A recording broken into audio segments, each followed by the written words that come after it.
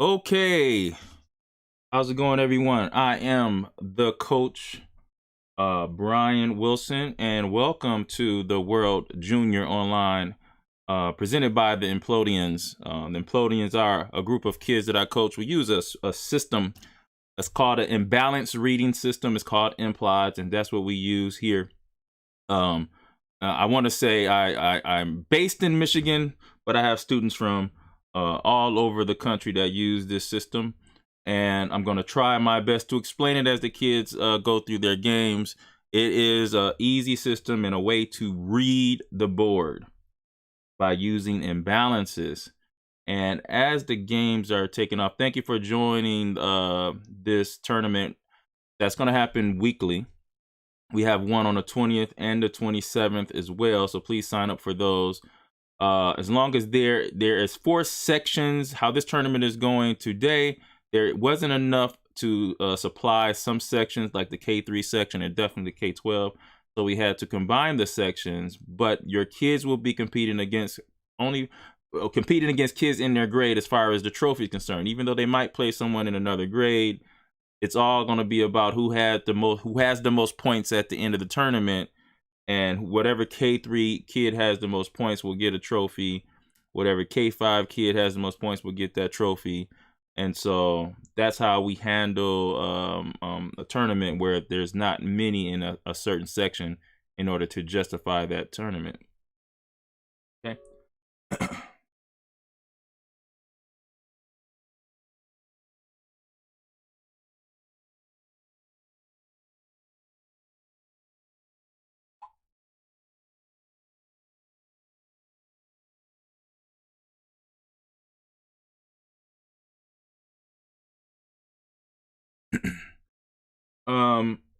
As I'm answering some questions, I know I got a comment from Mrs. Dawes. She says, "How do I do the animation?" It's hard work putting together those animations. Thank you for recognizing that. I pay for something called Place It, where you can get the animated avatars, but then you have to do some other things to create to capture the motion. So it's a process. Thank you, Miss Dawes there. All right. Let's get into the games.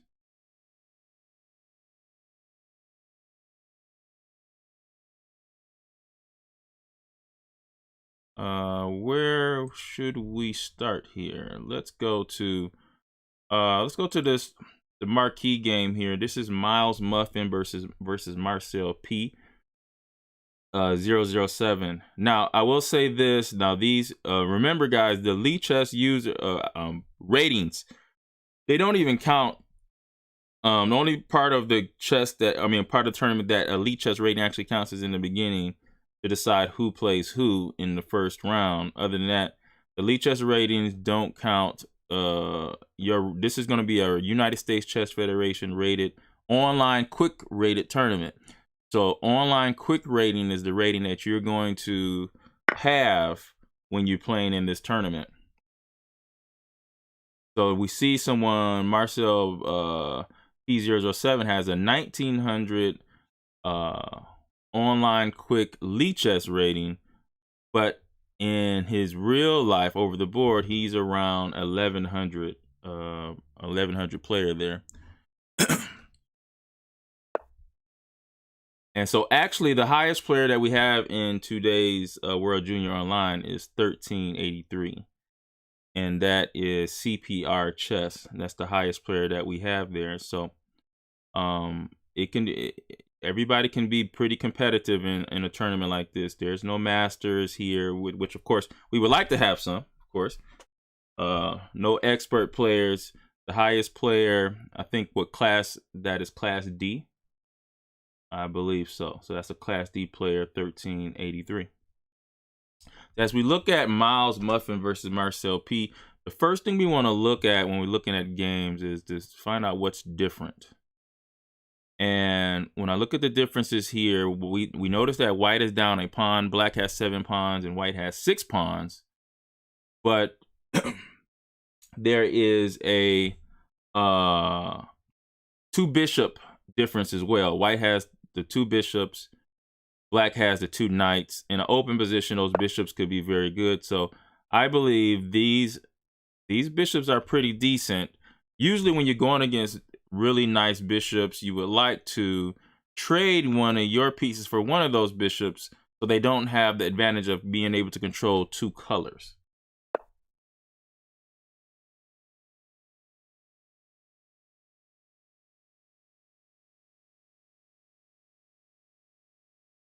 And here, white played h3, attacking the bishop here on g4.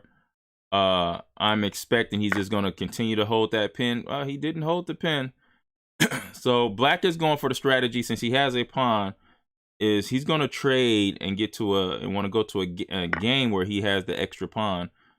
Extra pawn is not always enough for you to win. Sometimes 2 pawns is usually enough to win, but extra pawn is not always enough to win, because there's a lot of situations where you can hold the game being down a pawn, especially if you keep 1 rook. Thanks everybody for joining us on our live stream for the Implodians Presents World Junior Online. Make sure that you sign up for the tournaments that we have on the 20th and the 27th. And then in January, we're going to have another Sunday Swiss featuring Grandmaster Alexander Linderman. That will be coming in January. So look out for that information in an email blast.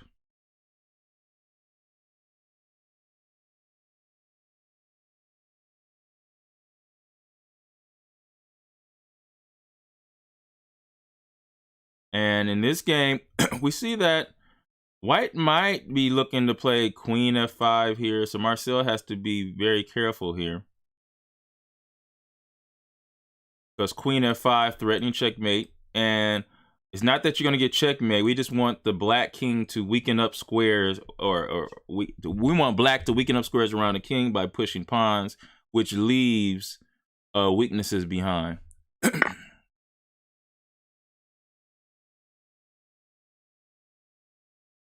All right, let's try another game here.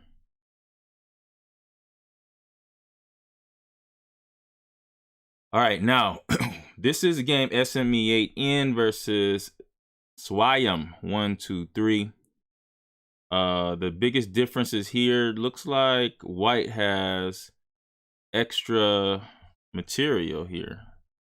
Let's see, he has 2 rooks, a bishop versus 2 knights, a bishop and a rook. So this is a rook against a knight.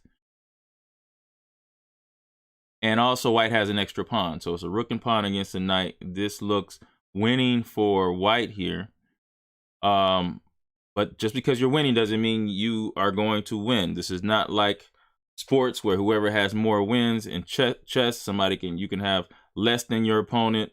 He's captured more pieces than you, but you can still win, because the game is about checkmate, not about who has more. So even though white is winning this game, he has to avoid the winning disease. Don't want to be overconfident. Want to be very aware, because your opponent is going to try to find any move possible to come back in this game. So we would say SME8 is winning. Oh, I'm sorry. Swayam is winning this game, not SME8. SME8 is black. Swayam is winning this game for sure.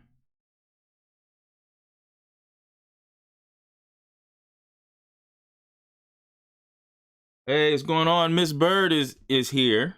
Thank you for joining the World Junior Online live stream.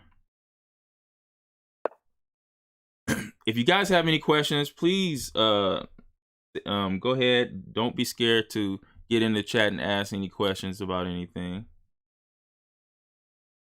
As I'm gonna go to another game here. Tall for my angel. For my angel? I don't know. Against DDoS09.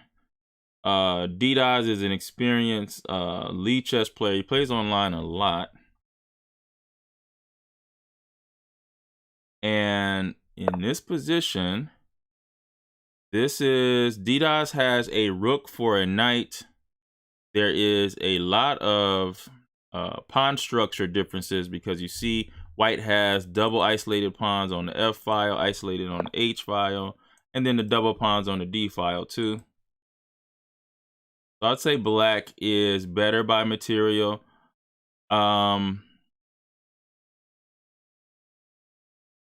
As white putting pressure on the pin E5 pawn right now. But in order for white to compete in this game and have counterplay, white needs to figure out a way to bring this knight into the game. Right? I mean, a rook is better than a knight because a rook can cover more squares than the knight. But if the rook is not on an open file, for instance, like the rook on A4, on A8, not on an open file, the knight can be just as good as a rook if you get the knight to an advanced square. And these advanced squares you want to get the knight to are called outposts or support points or weak squares. So we're looking at a knight probably coming in and going to G5 here, maybe. But I think white is not bad off in this position if he takes his time. And another thing, guys out there, when you're playing a 30-minute tournament, you should think for at least 30 seconds every move. When you're playing a 15-minute tournament, you should think for 15 seconds every move, at least. That is the time it takes you to make sure there's no checks. That's the time it takes you to make sure there is no hanging pieces that you're leaving. And that's the time to make sure that you're not getting a piece attacked of greater value. So I think white is doing the best with what he has. He has a knight versus a rook. But right now, the knight and rook is not a factor. It's all about the E5 square.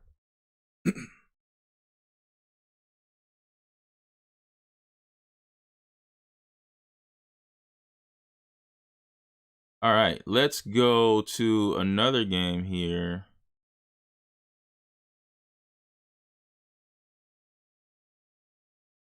We have SME7N and playing Big Yak the Great. And SME7N is moving on increment. Ouch. So I'm guessing that both these players are very young, probably. And SME7N is definitely winning here. You have a rook, bishop. Now see, there's a checkmate here. Queen takes G4, checkmate. But instead he gets a queen to get the check. Oh no, I might smell a stalemate. Oh, he didn't stalemate, almost did. So that's a victory for SM7N, who he is in, I know he's 3rd grade and under. I know that for sure. I'm not sure what Big Yak is, but he's 3rd grade and under for sure. All right. Cyrus B versus Leon. That ended. Leon goes on to win that game.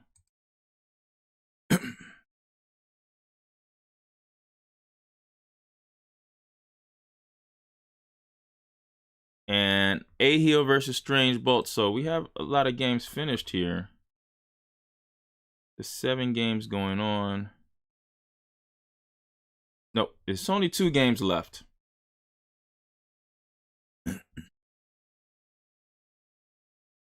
Let's go back to the game. Marcel P007 and Miles Muffin.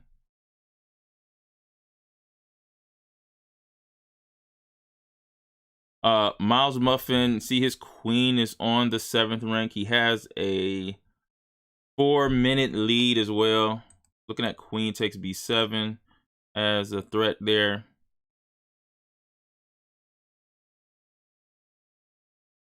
So I think white is better here.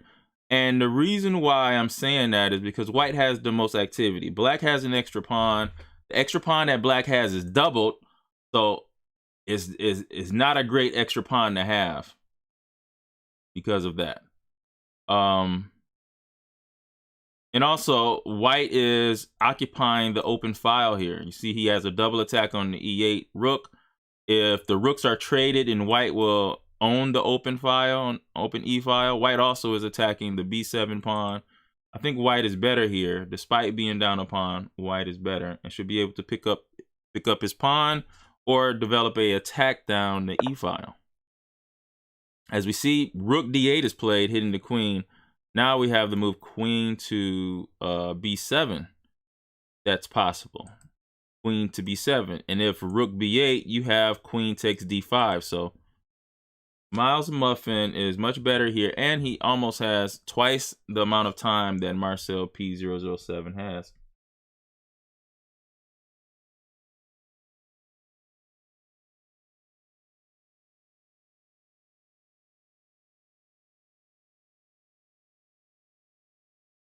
So Miles is just trying to think about whether he should take the b7 pawn or just run away. He's looking to see if his queen will get trapped, but I think he'll be okay. Let's go to the other game here. There were 2 games left. And remember, guys, the one who thinks the longest is usually the best. So I want you guys to try to use the time on the clock. 15 minutes with 5-second increment is a long time. All right, this is the battle between the knight and the rook. So you see there's a trap being set for d-Daz. If queen takes d5, the knight looks free, but then there will be a rook takes e8 check. And after rook takes e8, then the queen there's a discovery check because the queen is now able to take the queen on d5. So the knight on d5 is poisoned.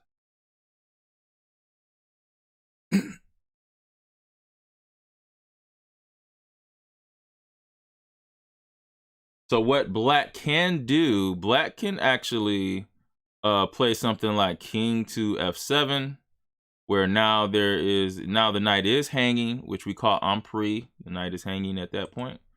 Or move the king to h8, where there's no check available. The 2 options there. Instead, d-Daz goes queen to c6. Maybe from here, d-Daz's plan is to put some pressure on the c2 pawn with the rook to c2.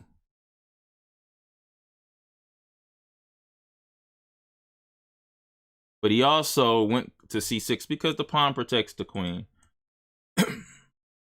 So tall for my angel is up in time, up about 3 minutes of time.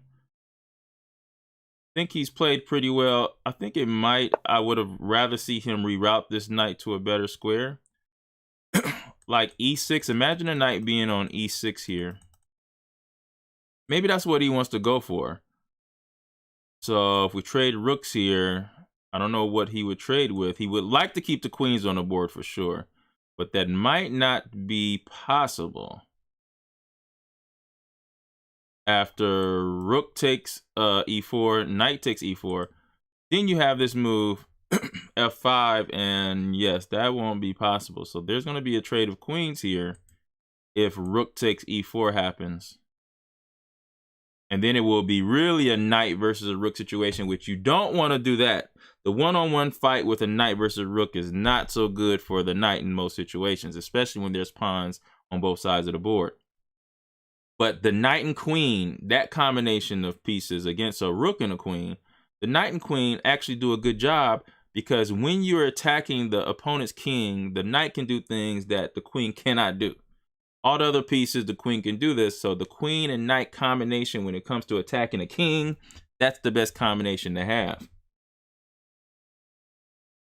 So d-Daz, the smart move is to trade these pieces as he does here. Let's check in on the other game here. We're looking at Miles Muffin and Marcel P007.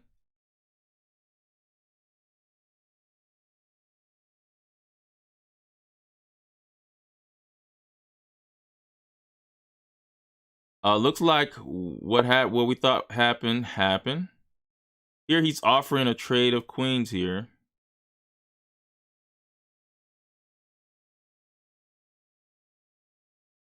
And if Miles Muffin moves away, then queen takes a5 could be a problem. So he does trade there. Now there's a hanging b3 pawn. Material, white still has an extra pawn here. Or actually, yeah, white has an extra pawn. He protects b3 with rook e3.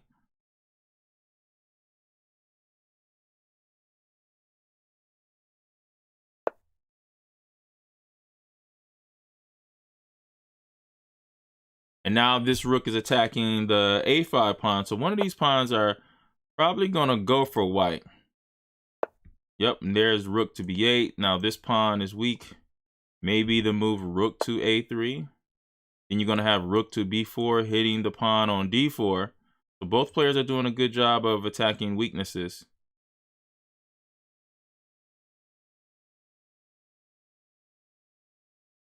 Or could try rook to d5. That might win the pawn there. He goes rook to b4. And then maybe Miles Muffin will go rook d3. You got rook to b5, because from here we can go to the d5 square. So the next maneuver should be rook b5 and then rook d5. Rook b5, rook d5, and then that should win the pawn. Also, an excellent move by Marcel is to get the king into the game. So now he wants to go king e6 and king d5. That's also a great way to play this. It looks like white is going to meet him at the pawn as well.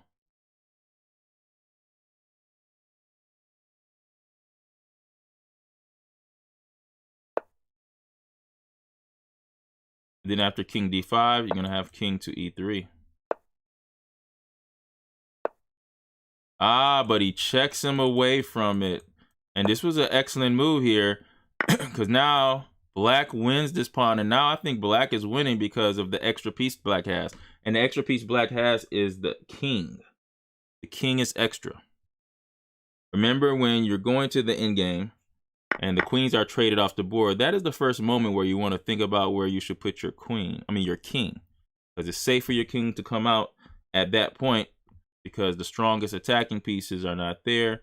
They've been traded off. And now you're in the end game, and now it's all about where should I put my king? I want my king to be able to help in the fight. So black is, I would say, winning in this position as long as he uses this idea of an active king.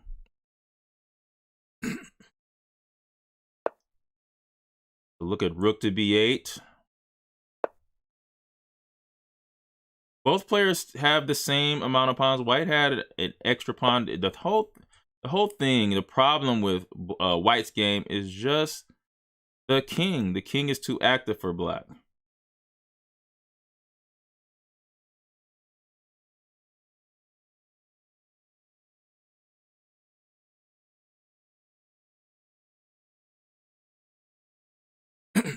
Thanks everybody for joining us here at Implodians Presents. This is the World Junior Online Tournament, the first one of 3 this month. We have one on the 20th and the 27th. You can sign up for that tournament on MichiganJuniorChessArena.com, MichiganJuniorChessArena.com.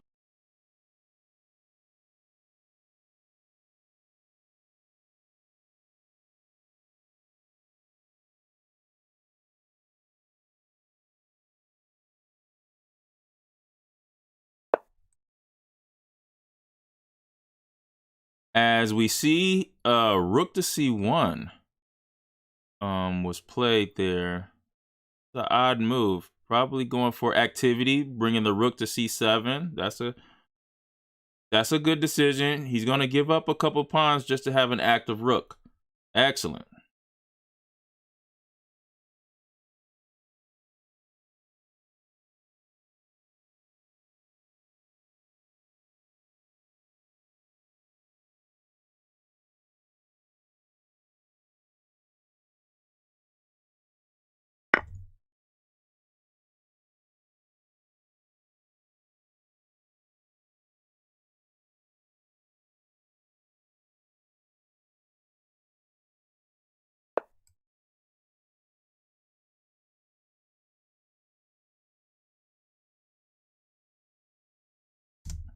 just giving you guys some information about our future tournaments here.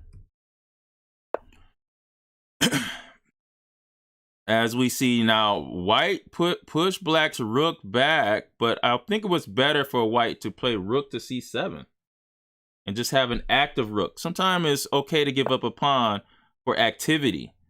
And since you push the king back, now the king is able to protect the pawn on f7. See, that's the problem with the check. Before, the king was too slow to get to the defense of the pawns on f7, but white's check helped black move and be able to defend those pawns on the back rank. So that, I think, was a big mistake there.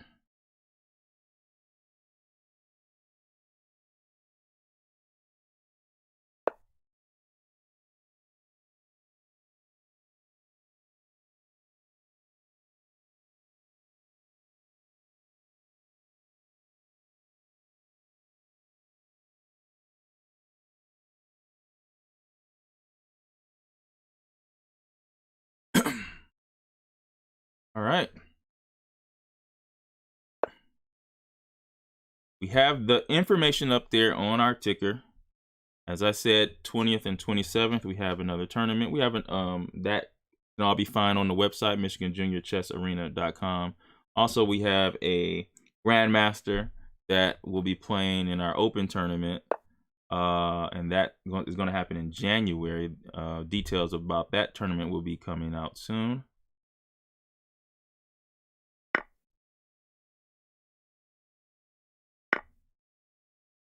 And this game is still within drawing levels, but these two players, in order to, this is in game that is very complicated. I like what Marcel just did there. He's getting rid of his doubled pawn by playing this here.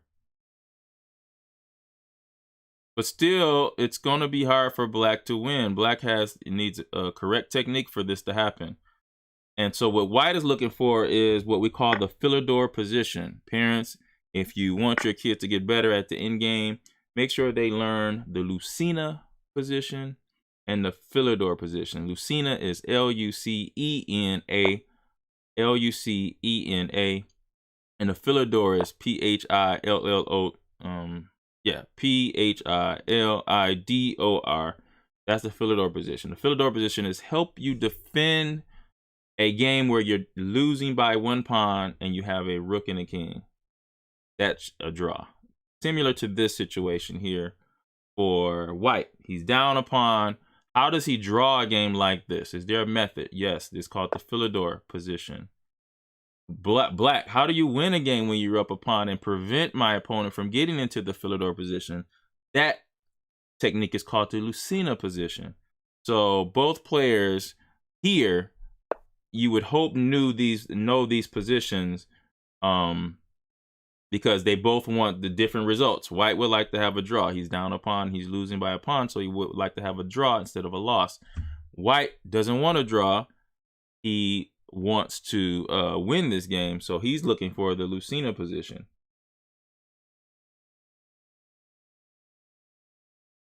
And the books that I suggest for, because everyone in this tournament is under 1,300 United States rating, and the book I would suggest for getting better at end games, if your kid is having a problem with end games, get the book Jeremy Silman's End Game Course, because they have end games designed for every rating level. So if you're between like 1,200 to 1,400, they will give you this set of end games to know, so that it doesn't seem like a bunch of information at one time, because a lot of end games, the kids just won't see enough to retain the information. So that is Jeremy Silman's End Game Course.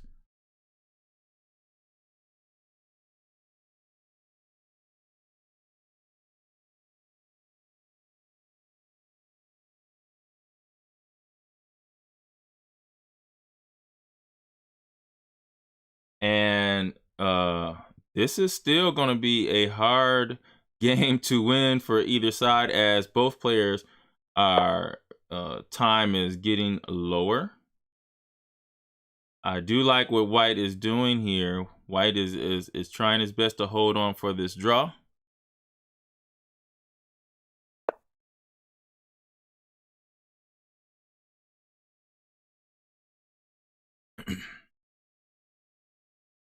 And this move g6 doesn't really alter things that much. Stopping the move f5. Maybe black would like to play f5 himself. That's why he plays this.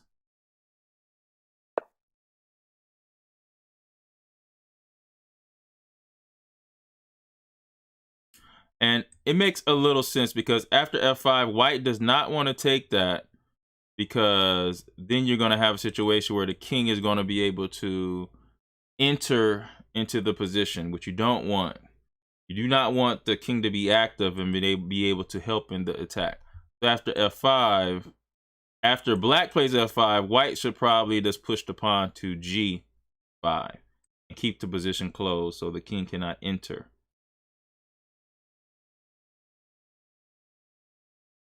As Marcel thinks here, 2 minutes to 4 minutes, time might become a factor.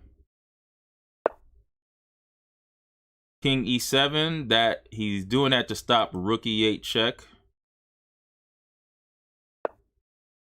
And then here we go, we have a check on the 7th rank.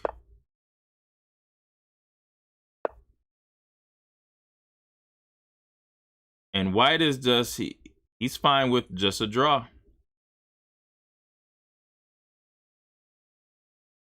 White is fine with the draw.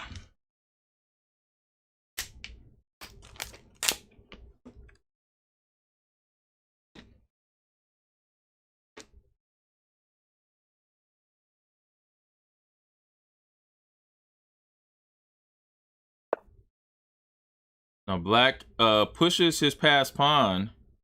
There was another way black could have played here by playing g5.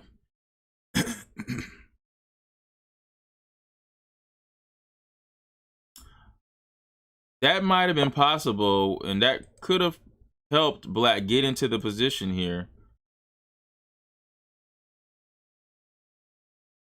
Now black has to step back. And that's going to hurt black chances of winning, because now the king is going to be stuck on the 3rd or on the 7th rank or the 8th rank for a while.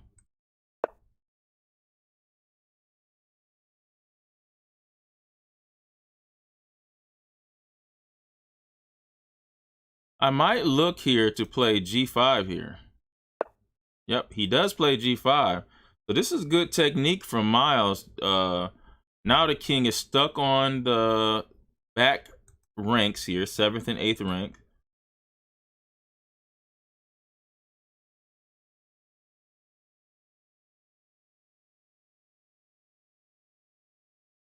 Black would like to have the rook behind the pawn instead of in front of the pawn.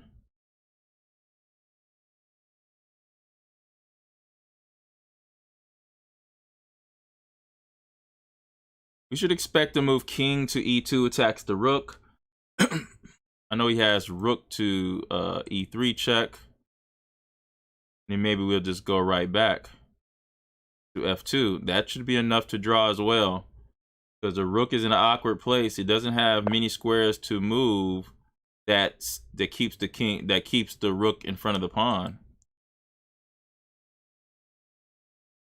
So rook to d6 is a good move. Now I will say this, guys, and I sent this out with Lee Chess. We're having these type of tournaments, this tournament on purpose. I'm doing this because most of my other tournaments we have camera, and I don't know if I'm going to have you guys do cameras in the future, but I wanted to have it simple, a simple tournament where you log on. You don't need to have a camera on when you play.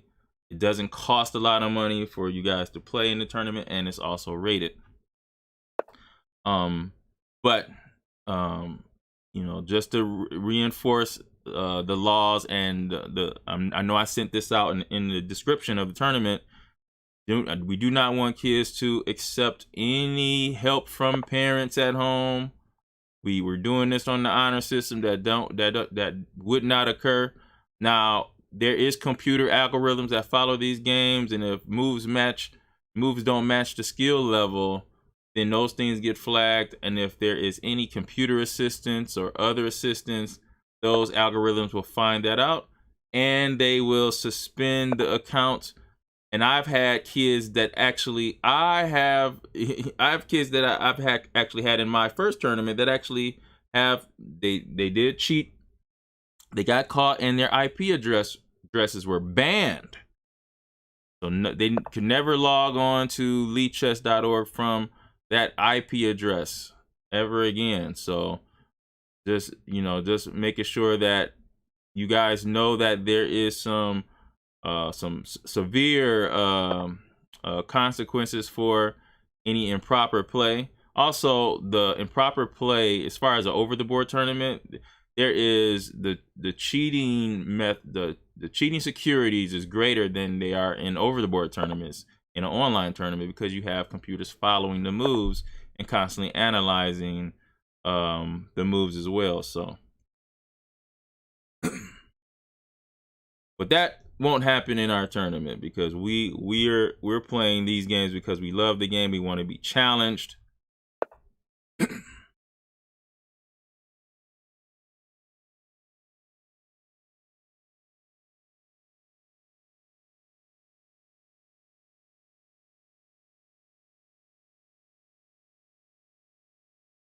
So here, Miles Muffin is putting a lot of pressure on Marcel, because Marcel doesn't have a lot of time. So he's going to have to move.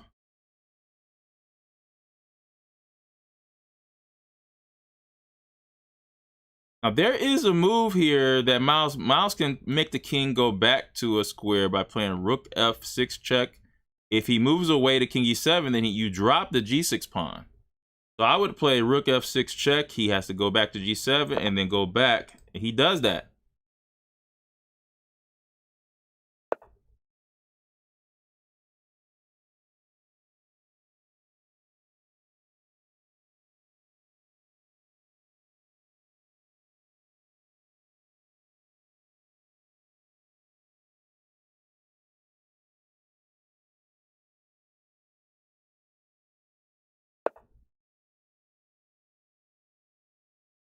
Wow, good technique by Miles Muffin here. Trying to hold this draw.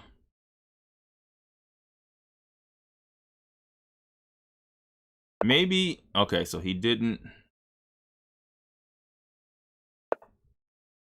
And then he should check again, rook f6 check, and go back again to d6.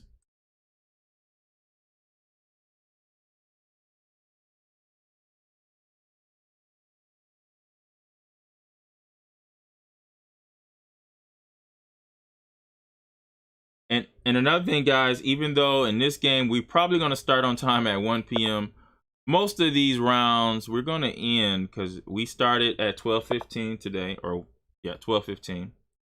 Most of these rounds will end early because you guys have 15 minutes in between rounds.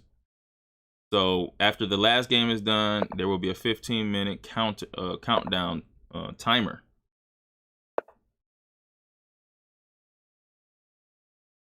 All right, so that's what Miles Muffin was waiting on, and now the pawn on d4 is going to drop.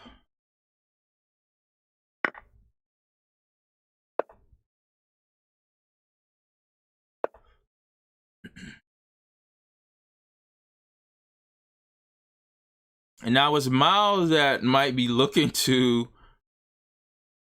trying to win this game. Even though I still think this is a draw, but with Marcel's time being at 19 seconds. Now there's a 5-second increment, so that's why you don't want to rush, because a couple good moves, you're going to gain time every time you move. Gain 5 seconds.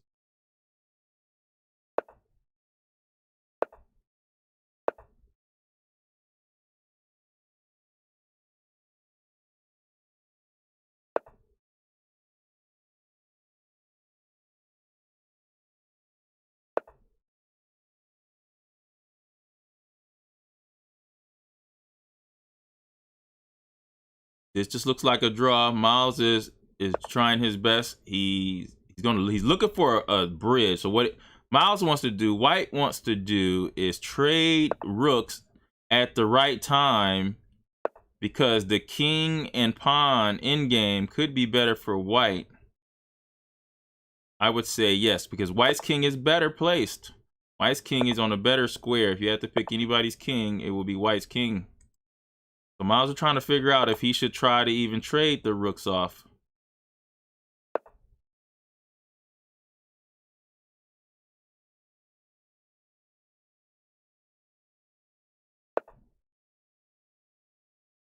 And that's the only way he's going to be able to get his king in, is by building the bridge.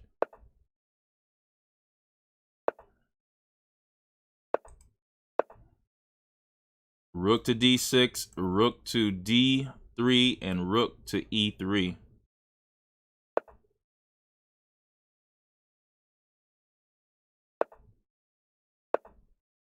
All right, this was a draw.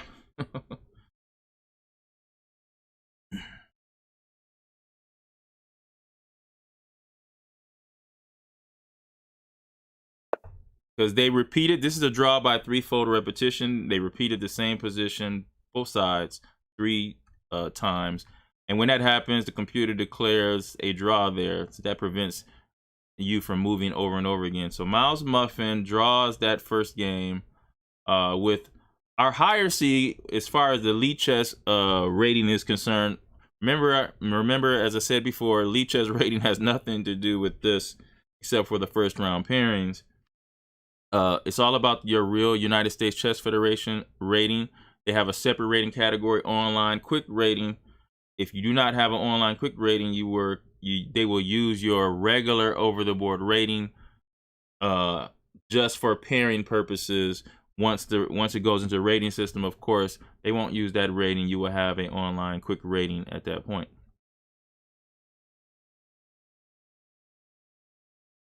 All right, so here we have about 13 minutes until the next round. 13 minutes until the next round.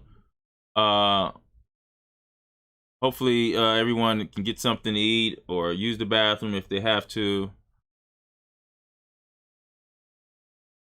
These are leaderboards. It's still early.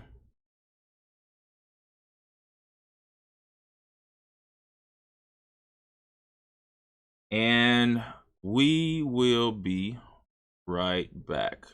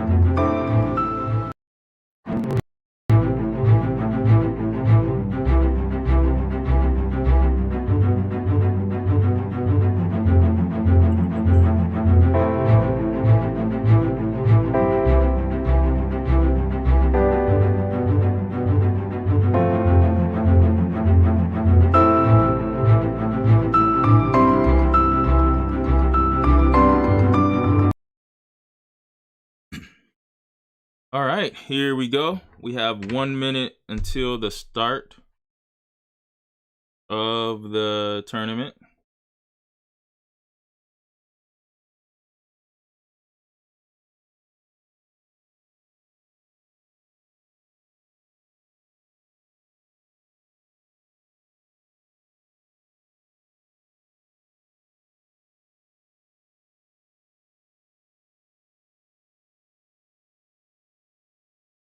Uh, let's see. I have a lot of people that are pretty much tied for first place. So it was the first round.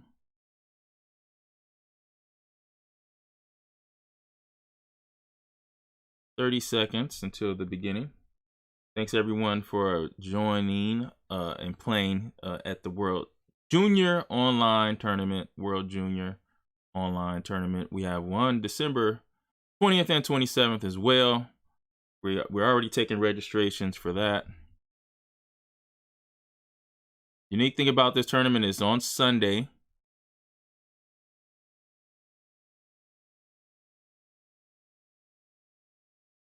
And here we go. So our top game right now is Detroit Core versus Swayam 123. And you see, we see a Italian game. Swayam is going for the trick here. He's allowing knight takes e5, but this is a big trick. And it happened. Queen g5. Wow. This is going to be a very interesting game here. Queen g5, and Detroit Core goes for the trick. What's happening here is you're attacking a g2 pawn and the e5 knight. If we go knight takes f7, forking the rook and the queen actually goes queen takes g2, attacking the unprotected rook with a check. So it's this double attack that makes it hard here.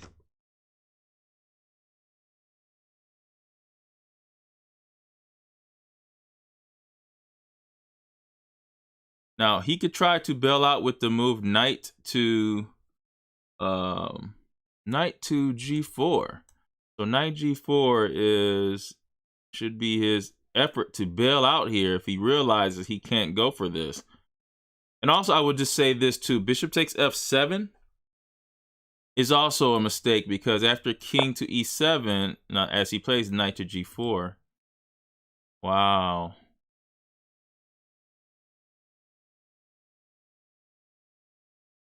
And see, now maybe we expect to move h5 here. And then after h5, then knight back to e3. The knight covers the g2 pawn.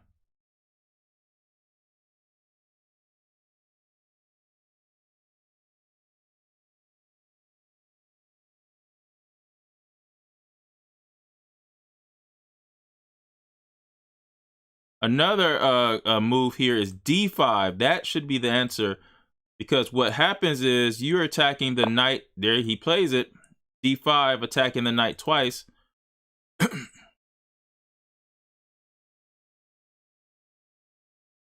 Now there's a bishop and a queen attacking the knight here on g4, but also the d5 pawn is attacking the bishop on c4.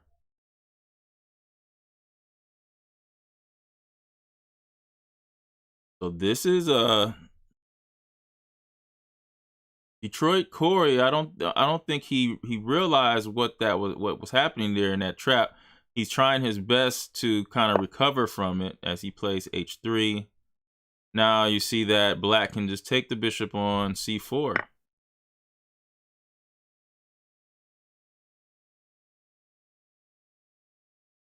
And Swayam has swindled Detroit Core in this game here.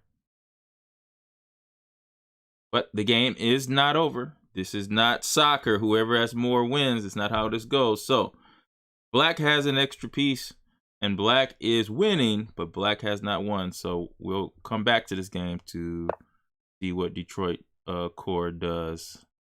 He plays d3 there. All right, let's go to our next game. This is All for My Angel versus Blue EP. Blue EP Chess. Blue EP Chess. And looks like there was a fork here. So Blue EP Chess actually gets forked, and he's going to lose a knight for a pawn.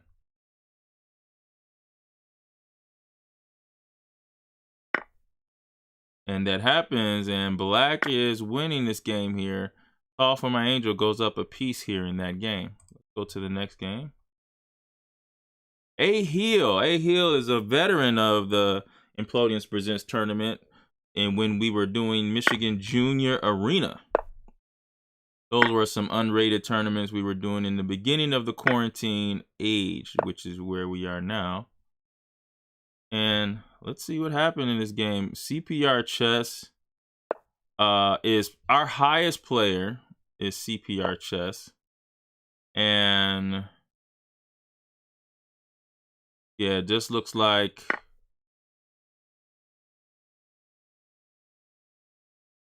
this just looks like Black is winning this game here.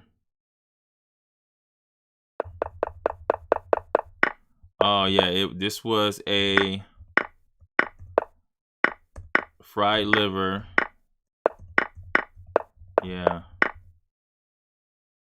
Looks like Black is just winning this game after the move king to E1. You're gonna have queen takes D1 check. So this is CPR Chess probably wins. The CPR Chess is the actual highest rated player here. He's around 1383. Actually right behind him in online, and we're talking about online quick rating, guys, is Chester,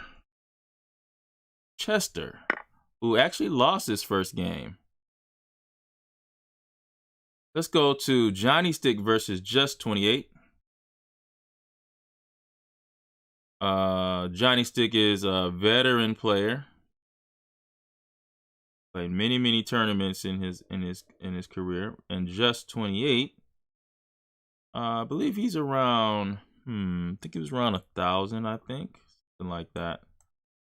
Be 900. And Just 28 has a queen, knight, and bishop. I'm sorry, knight and bishop extra. But the king is in the center, so if anything White has is the king still being in the center, maybe he can develop an attack. You see there is a threat of rook takes G2 check here. He doesn't dodge it. He lets it happen. So now you're going to have to trade queen for bishop and rook. And at that point, I think Just 28 would be really winning in this position. And he actually castles to the queen side. So let's go to another game.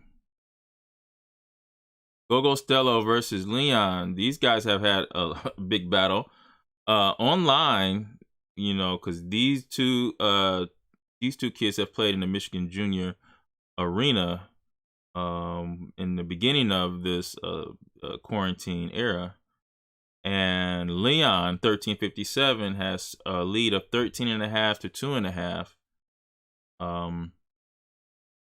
But when we look right here, we see Leon doesn't have a queen.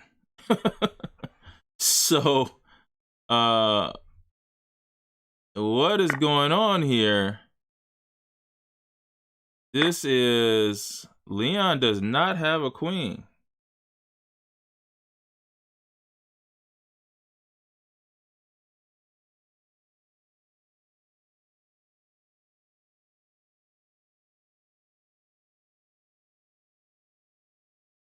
And Leon is in some big trouble. It's a queen versus a bishop, and so Gogo Stello is winning this game. Let's go to DDoS. Uh-oh. And DDoS versus Marcel.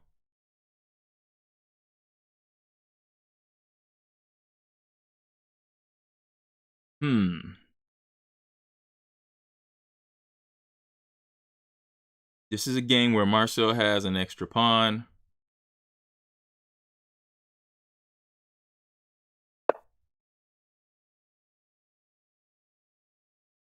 D-Daz doesn't trade.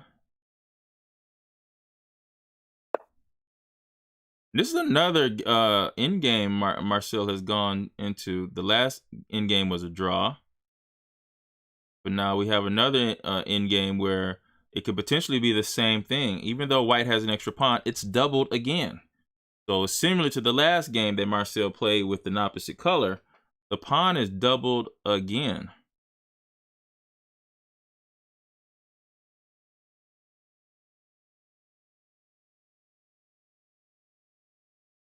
It looks like Marcel is looking to put his king on h2.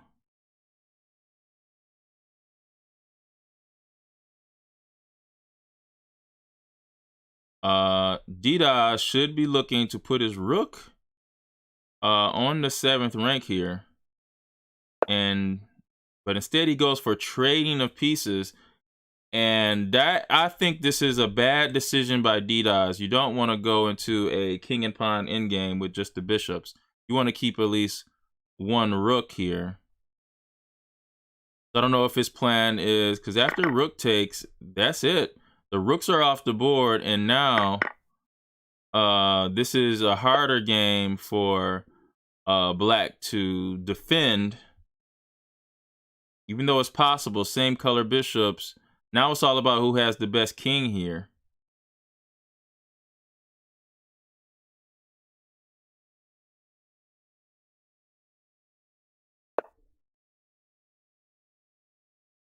And so D-Daz is looking to get his king into the game now. The problem with D-Daz is he can't leave the G7 pawn, so he's going to have to move the pawn first before he comes into the center.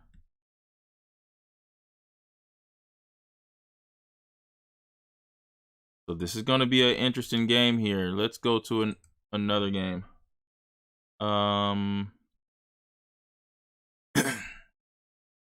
We got fire tactics. Actually, let's look at the game. That game is ended. Cyrus Super Chester, who is the other 1300 player, wins the game against Cyrus 2010B. Let's go to fire tactics here. Fire tactics 058 versus Miles Muffin, who had to draw with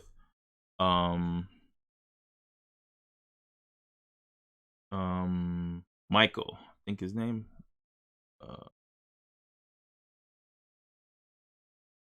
Now Miles Muffin, we look at this game is still in the middle game. What is going on? I see white has 2 pieces.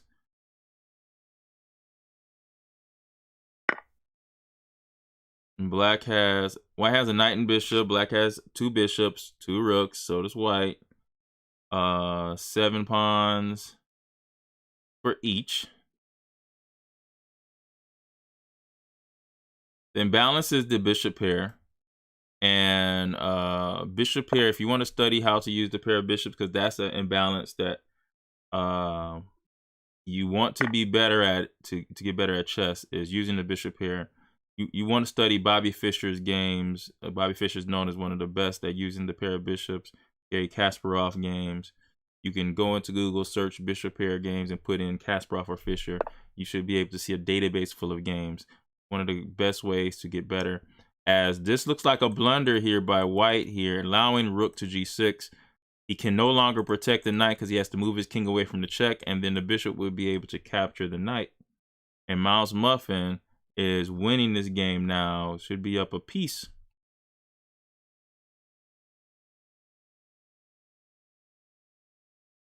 Okay, so we have, refresh.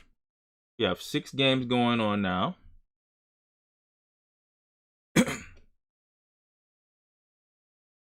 What do you guys think out there? Do you guys think that we should include cameras? I tried to make it very simple for everyone, and we just use the honor system. So I'm asking you guys out there in watching us live, especially you parents out there, what do you think? Should we include cameras? Or at least a camera or your webcam. Instead of having, most tournaments you have 2 cameras. Yeah, you need a outside camera and the webcam as well, which was difficult for some children. But do you guys believe that we need you believe we need cameras?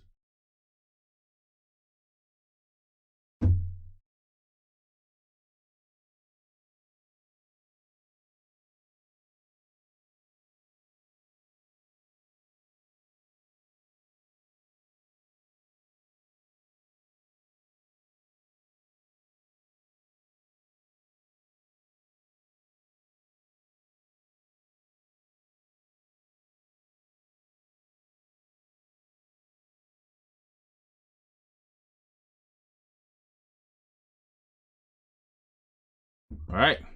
Just type that in the chat there.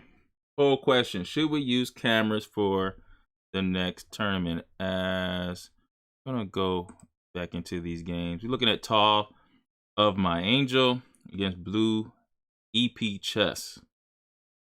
Looks like Tall of My Angel has extra rook plus extra 2 pawns, so this should be a win for him. Let's go to another game here. Detroit Core versus Swayam. How did that work out? Looks like Swayam has 2 rooks and a bishop versus 2 knights and a rook. But Detroit Core has a bunch of pawns here. We have 5 pawns versus 7. So this is a knight and 2 pawns versus a rook. And so this isn't easy for Swayam here, especially when you see the move e3. Now this knight is such a good piece in the center of the board. And I might prefer white here, even down the exchange rook for knight, because the knight is such a strong piece here. He's going to look to undermine the defender of the knight. The anchor of the knight on d6 is the pawn on e5. But after f6, probably just play d4 just to make sure this knight gets to stay on a good square. For instance, give you a variation, f6, d4, f takes. Now, that was a risky move there because we have the move g3. That was a very risky move. I'm sorry, b3 traps the bishop in the corner. It does. b3 traps the bishop in the corner. And I don't know what he thought. Maybe after b3, he's thinking he could go b5 and b4, but that bishop is trapped, guys. The bishop is trapped. And even if he played b5 and b4, the knight from a3 would come to c4. So that's a big, it might have been a big mistake by Swayam there. Now he has to figure out how is he going to get the bishop out, because in one move, now that's what his plan is, but now after rook to a1, b4, knight to c4, and the bishop is trapped. Wow. Wow, that's a big turn in events there. All right, we have Miss Bird says, yes, it should be cameras. Okay. I'm taking you guys' votes. I think I might even send you guys a survey question in the emails to see how many believe in this. I did want to have a simple tournament trying to, where it wasn't so technical, where everybody had to get cameras, and sometimes that could be a hassle. But maybe a webcam is okay. Maybe just a webcam.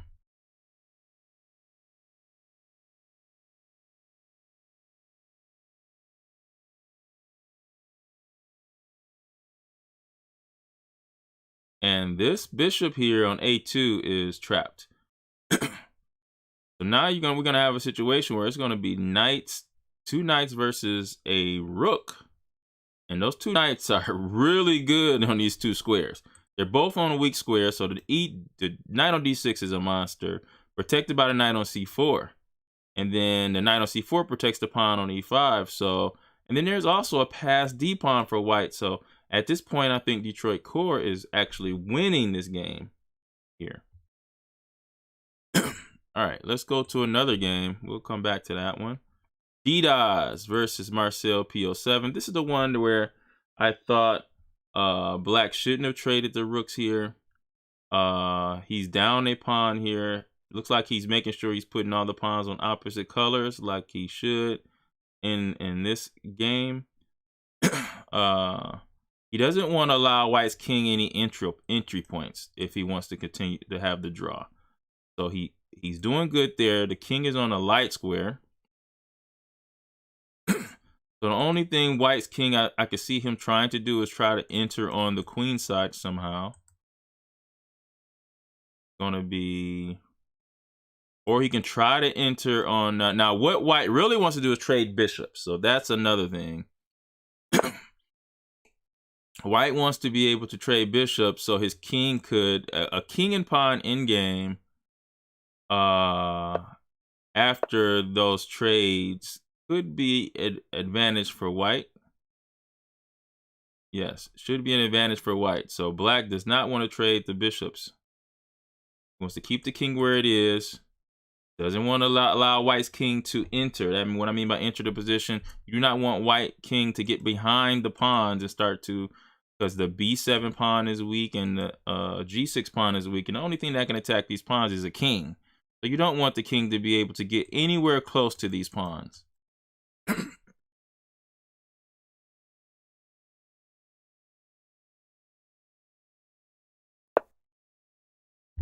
As Black just goes back and forth here.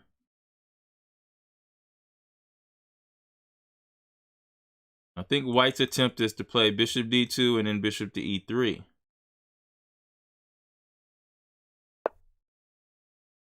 Okay, now he puts another pawn on a dark square. We would like to keep that pawn on a dark square if we could.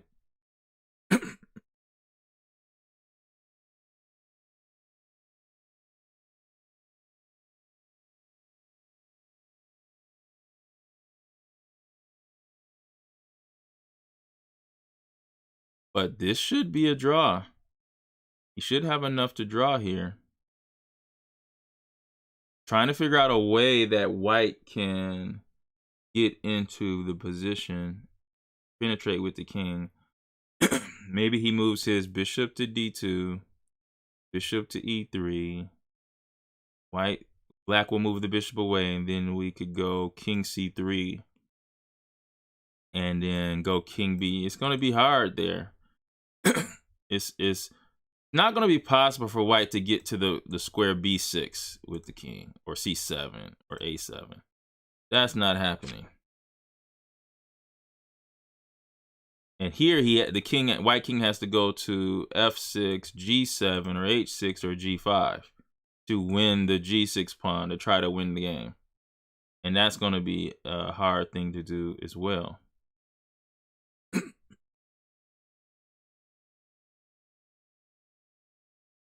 So I think that Dida has done a good job to draw this game, which will give Marcel P007 a second draw of the tournament. All right, we have 4 games left. Let's look at Full Happy Season versus SME8.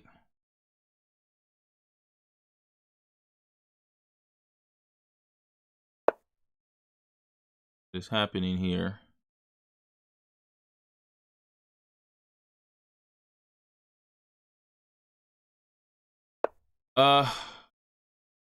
Looks like Full Happy Season has 2 rooks here. Whoa, and that was a big mistake, allowing the capture of this pawn here. SME8 gets the pawn. So he does take the pawn here. Now it's a knight and rook and 2 pawns versus 2 rooks and a pawn. And Black's king is very good on the square here. This is an active king. But if White could find a blockaded position, which very hard here, because you're going to have 2 rooks that's going to show up on the 7th rank, or the 2nd rank here. That is going to be a problem.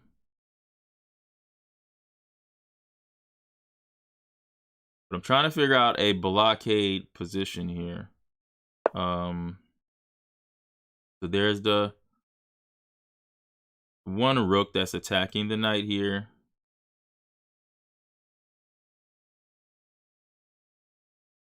I don't know if he wants to go check here. That's possible. He goes check on G3. King F4 could be played here. I don't know. Maybe King F4. So SM8 is trying to find a way to draw this game here. And I would be more comfortable with him drawing if he can trade off of rooks. I think with white, if he can just trade off rooks and have a knight and 2 pawns versus a rook and pawn, I think he might have enough for that. I think he would. He'd have enough for the draw, I think, at that point. Or maybe King F4.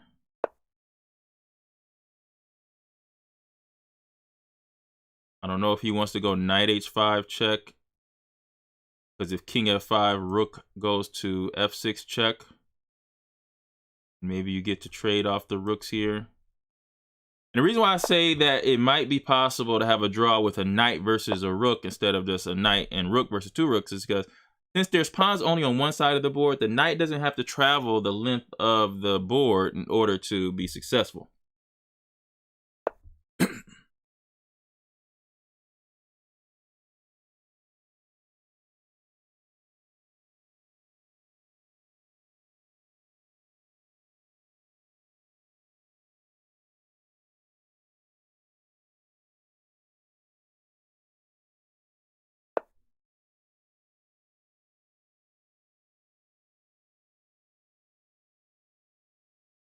Okay, so SM8 is he might have a drawing pattern. Okay, so black goes King of E4 so that his rook protects the G5 pawn. Now we should expect King F5 because that double attacks the knight and the rook.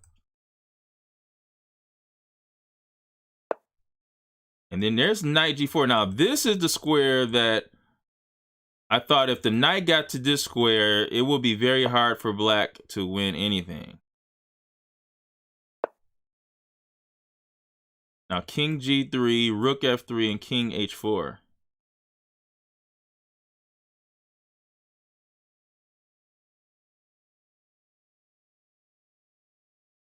And we might have our blockade there. I think that might be enough to draw. Rook F3, check after King G3. Okay, so here he decides to give the rook here. Whoa. G3. If we take this and you take the rook, oh, after rook A1 check, there is a rook to F1 blocking the check. Wow.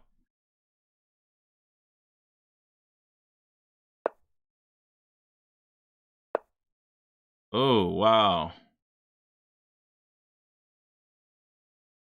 Maybe he goes back to G4, or does he just trade the... Now it's a little different that he's played G3, but...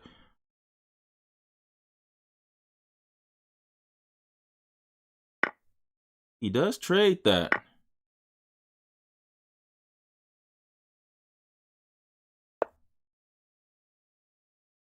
And even though I believe that it's a good chance for him to draw this game, it's not as good as it was before because the king cannot go to H2 because the pawn is already pushed up to G3. So the king can't move.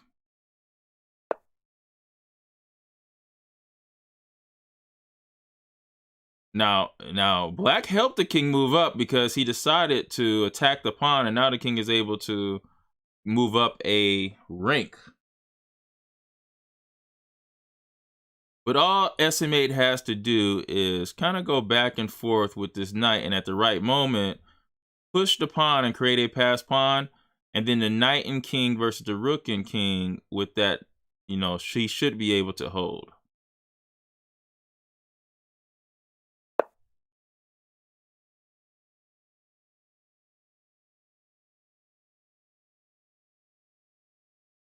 And notice now that he wants to push the white king back.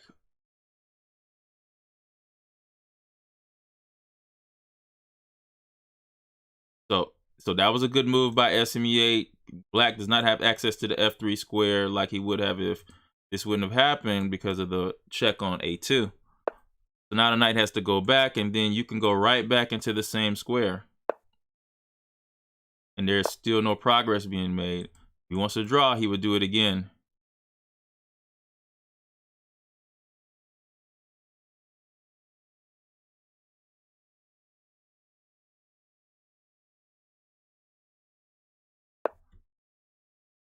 He actually checks from the bottom here, which still looks like it still works.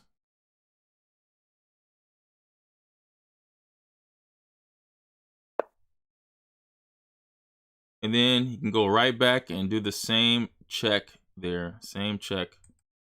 You do not want to check from D1 because then the knight is starting to run out of squares. You don't want to do that. You want to go back to G4 check.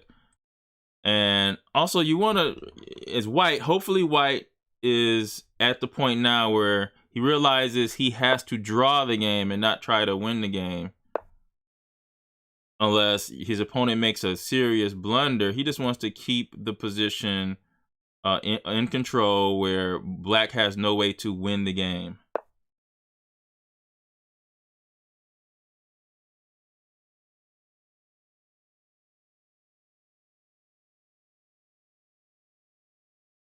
And yes, white is making it hard for black. So this is a very interesting game here. Let's go to another game. Do we still have 4 games going on? Yeah, it's only 2 games going on. Let's go back to Detroit Core versus Swayam. We have 2 knights, and this is going to be a situation, another situation, because one of these knights are gone. It's going to be a knight and 2 pawns versus a rook and 2 pawns. But the thing is, the pawns are only on one half of the board. So this very well could be a draw as well. Similar situation, even though black has an extra pawn, 2 pawns.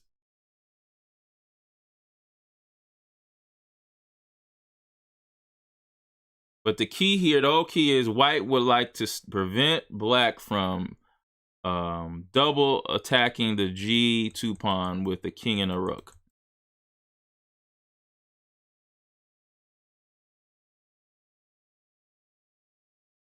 And the time is low in this game here.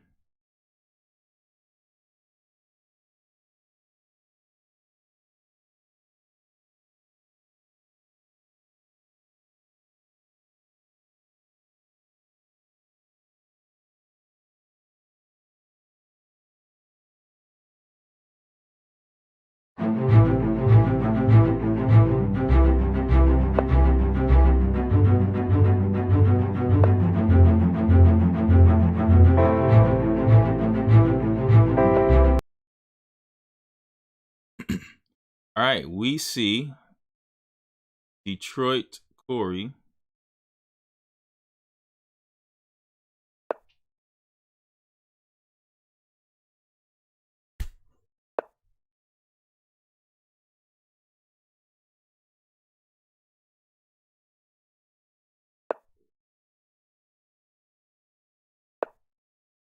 Sorry, guys, there was a fly that was...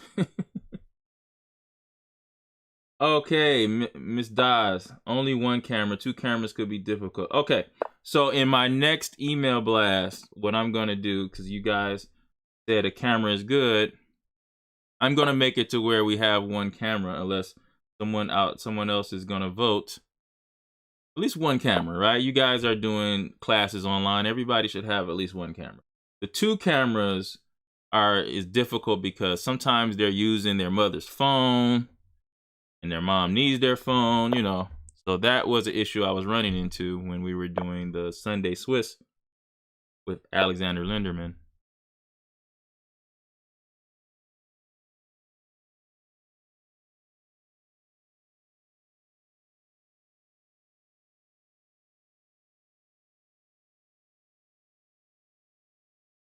All right, so here, Detroit Corey is trying to figure out, now attacking that rook might come back to haunt him, because now the rook is going to be able to check the king and force the king backwards.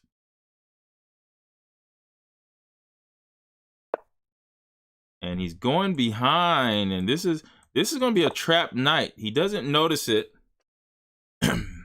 Maybe he doesn't need to. But this knight has nowhere to go. Now, I don't know about this push either, because now the rook is going to be burdened with babysitting the pawn on g3. And every time he goes king to f6, I'm sorry, king to f4. Wow. Now things have changed. This looked like a trapped knight earlier. Swayam didn't look at the knight limited squares and instead is marching up the board.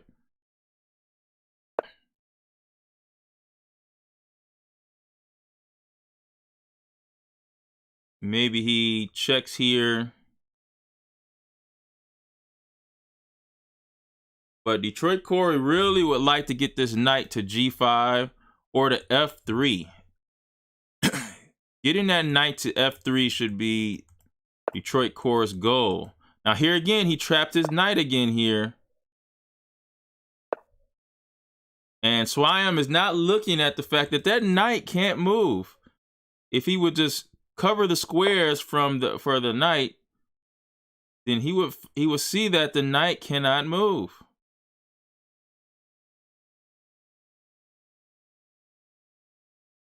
So we see that black would like to go king e3, king f2, but the problem is after king to e3, the king can take the g3 pawn because the king is in the rook's way.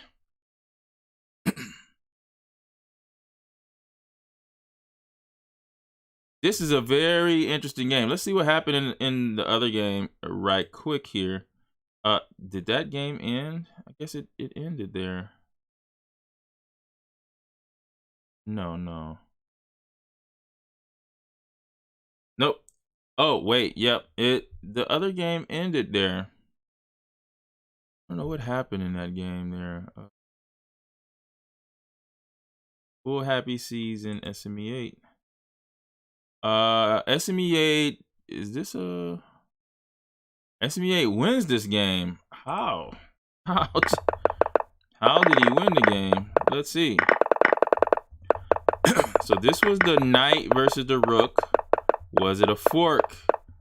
So you always have to watch the knight. Oh, the knight wins the pass pawn. And now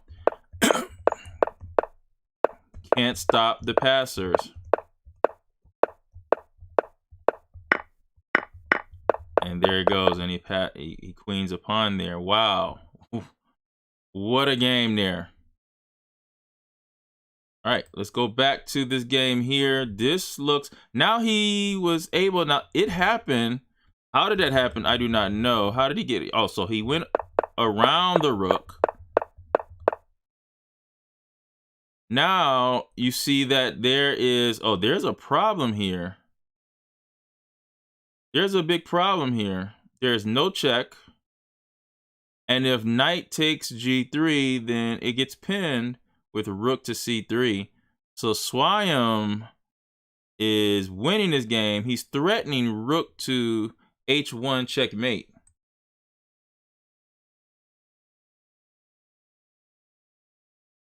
Yeah, Miss Dodge, tournament players, they could listen to it. I don't think it's a big problem because we have a big delay. So the things that I'm saying are not in real time with the games. But maybe we should make a rule for that in the future too. You guys are, I'm getting your input on these tournaments in the future. Maybe we'll make sure they can only watch the replay of the live stream, which they can watch later. But there's a pretty big delay.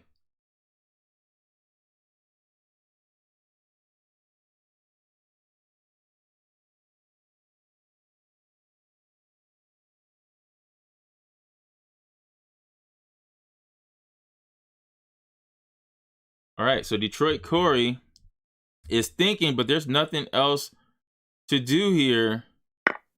He had to take this, and now rook to c3 wins the knight, and Swayam is going to go ahead and win this game.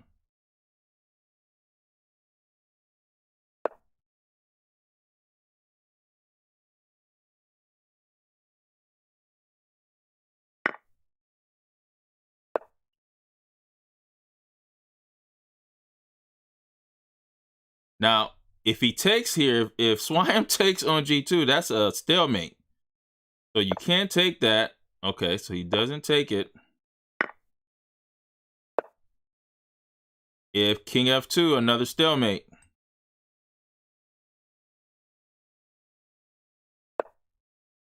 All right, so he allows King H2.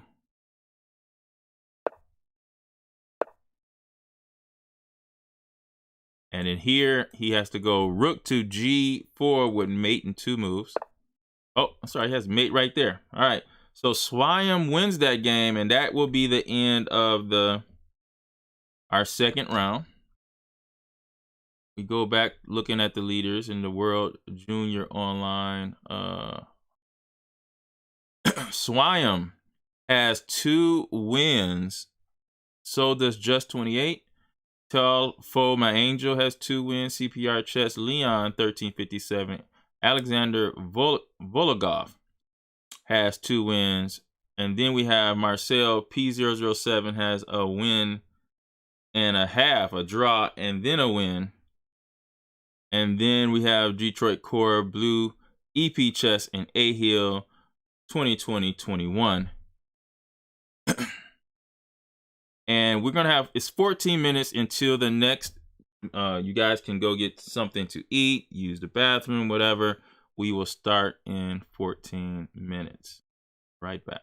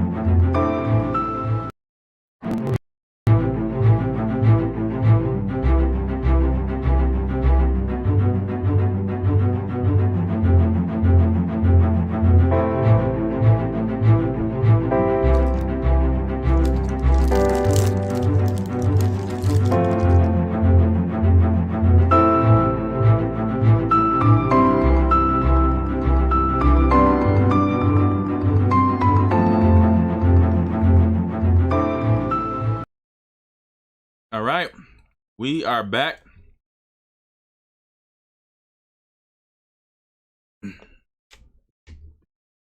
And we are starting the third round of the the World Junior Online. Implodians presents the World Junior Online Tournament.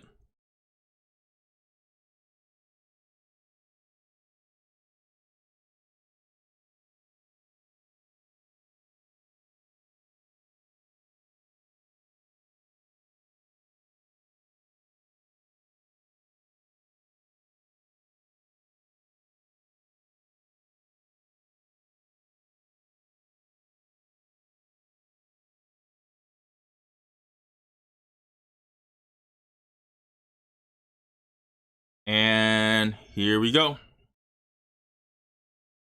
Just reading the chats between the kids. The kids are chatting with each other. It's a cool way to establish friendships with kids that do not live near you. We have players from California, Pennsylvania, Washington, all over the country. And I even had a kid contact me from Nigeria, but it was getting kind of difficult to get the kid in here. But I would like it to, in the future, include all kids from everywhere, but they have to have a United States Chess Federation ID in order to play. All right, let's get into our top game. Our number one player is Swayam. It's a lot of people, a lot of kids are tied for number one that are undefeated. Swayam, just 28. Tall, For My Angel, CPR Chess, Leon 1357, and Alexander Vologov, where you even have Marcel, who has 1.5. And so Alexander Vologov and Swayam are the two undefeated players playing each other here.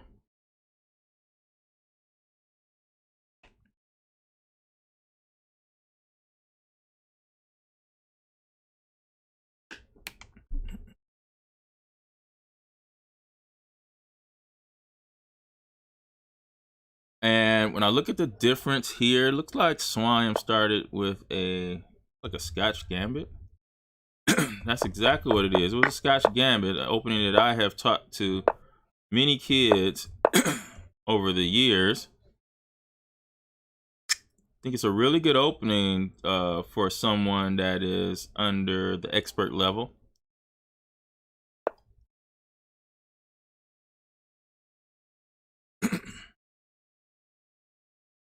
You see here, black, instead of being greedy and going queen takes e4, because that would pin the queen to the king, and the queen would be lost.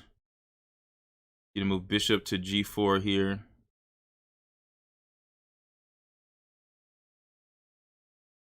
And that could pose some issues.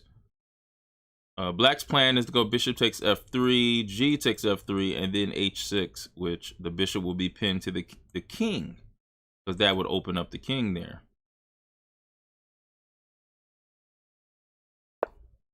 Swayam goes knight h4. Makes some sense because now the queen is running out of squares here, because after queen h5, you have to move h3.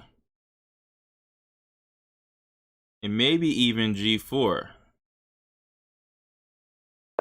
You might be able to win something here after f3. Let's say bishop to e6. And then you have the move g4, where the queen doesn't have anywhere to move. So you're going to have to sacrifice the bishop for the pawn there. g4, you're giving up 2 pawns for the bishop.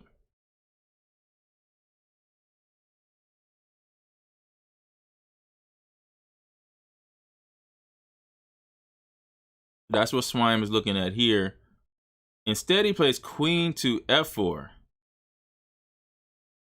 And I think he's doing that because he just wants to trap the queen without giving up the 2 pawns for the bishop. But now black can get out of it by playing the move knight to... well, you could play knight to e5.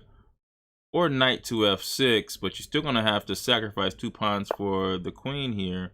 And he plays h6, which makes some sense. So now after g4, then the queen just takes the bishop simply. Or you even can play g4 and then h takes g5 as well. So, and now it is white. Alexander Vologov played a great move with h6. Now Swayam has a problem with his bishop on g5. It's trapped. It has nowhere to go. The queen has taken away its escape diagonal. The bishop can't go to f6 or e7 or d8. So that piece is actually trapped.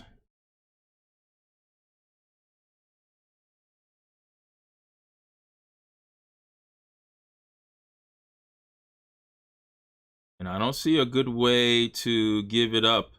If you play g4, then he doesn't worry about the pawn. What he does is he just takes the bishop with the queen or the pawn on h6. So this is a tough one.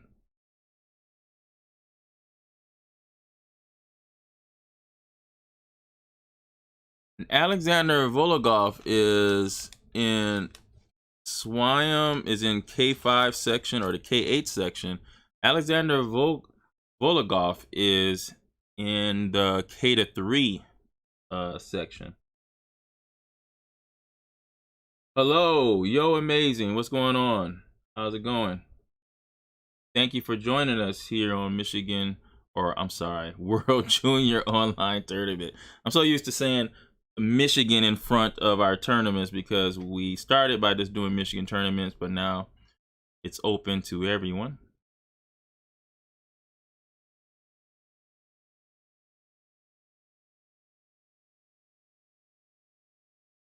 All right, let's go to another game. The second seed player, Just 28 versus Tall for My Angel, who's numbers I guess it's number 2 versus number 3 here. But as I said earlier, there's a lot tied for the first spot. And the imbalances that I see in this position, the material is even. 7 pawns for each side, 2 rooks for each side, queen for each side. But the battle is the bishop versus the knight. That's the big battle. The pawn on e4 is also pretty weak here. Now, look at how the knight comes in here. He plays rook to e1. He's putting pressure on this pawn here. f5 can be played because the queen does defend the checkmating square.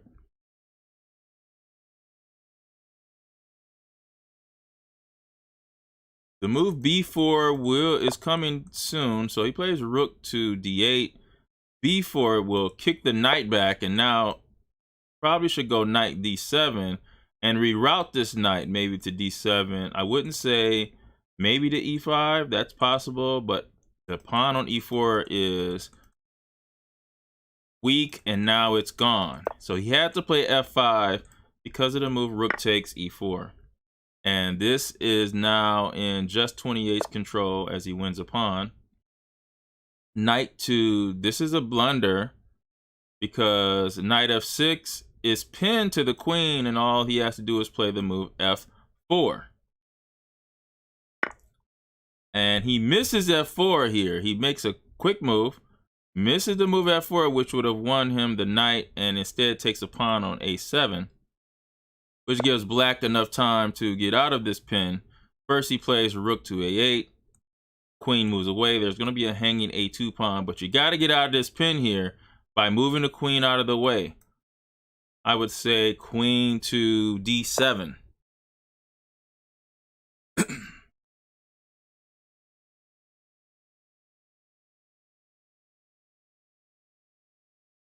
Queen to d7. Or even queen to c7, where you're keeping some pressure on the c file where there's a c2 pawn and plus also a bishop on c3. Now, he plays rook takes a2 and then loses the piece to f4. The piece is pinned. And so Tall of My Angel made a big blunder by taking the material but not asking if there was any checks first. Wow, this might have gotten him out of trouble, because now he's attacking this this knight here. But I'm wondering if it's even worth it to just give up the exchange because of the weakness of the dark square. So for instance, if we go f takes e5, he goes f takes e4, and then we play e6, the dark squares would be very weak. Instead, he plays rook to d4, and miraculously, Tall of My Angel gets out of this. But white has an extra pawn. White does have an extra pawn.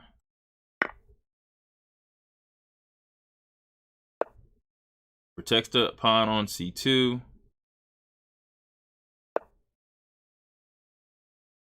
Hits the bishop on c3.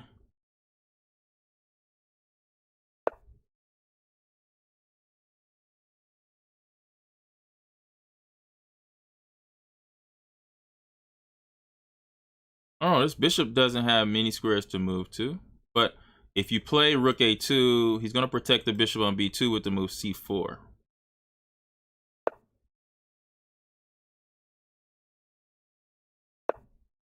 Bishop c3. We should expect rook a3 again. Tall of My Angel would like to have a draw in this position, being down a pawn.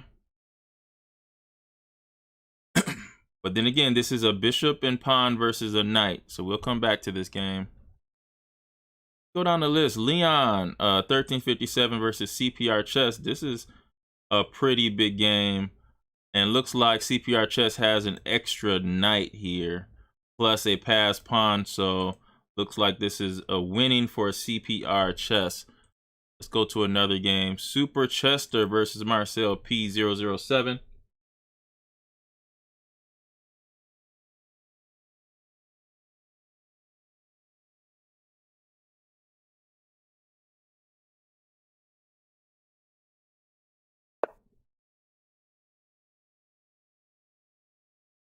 Yo, amazing. If it's distracted, if you don't want to be distracted by the commentary, so you can always watch it later. This is recorded, so you can always go back and watch the commentary later. But there is a delay.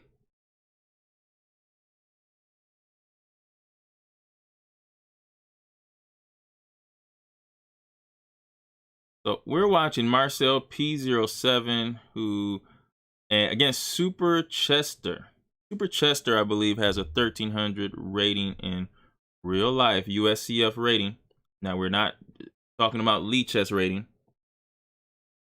And right now, we see he's trying to attack the weak h7 pawn.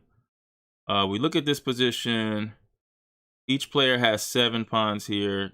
A knight and bishop for each, 2 rooks and a queen for each. The biggest imbalance here, and this looks like this started out as a French defense, but the biggest imbalance is there's a backwards c pawn here. The reason why we call it backwards is because the pawn that's next to it has left it behind.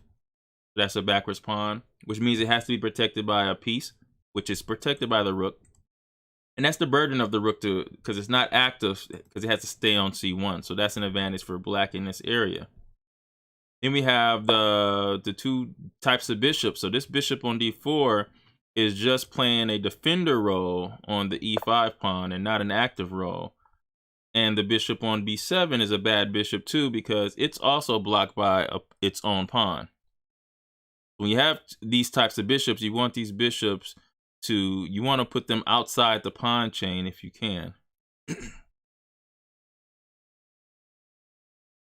So here, white chooses to play knight to f3 to bring more defenders on the e5 pawn, but I'm almost sure that he probably should have played the move queen to f4, because the threat was rook takes h6 check, which would have been a sacrifice for mate, because after rook takes h6, g takes h6, and then the queen takes h6 would have been a mate. So that'd have been a pretty big threat.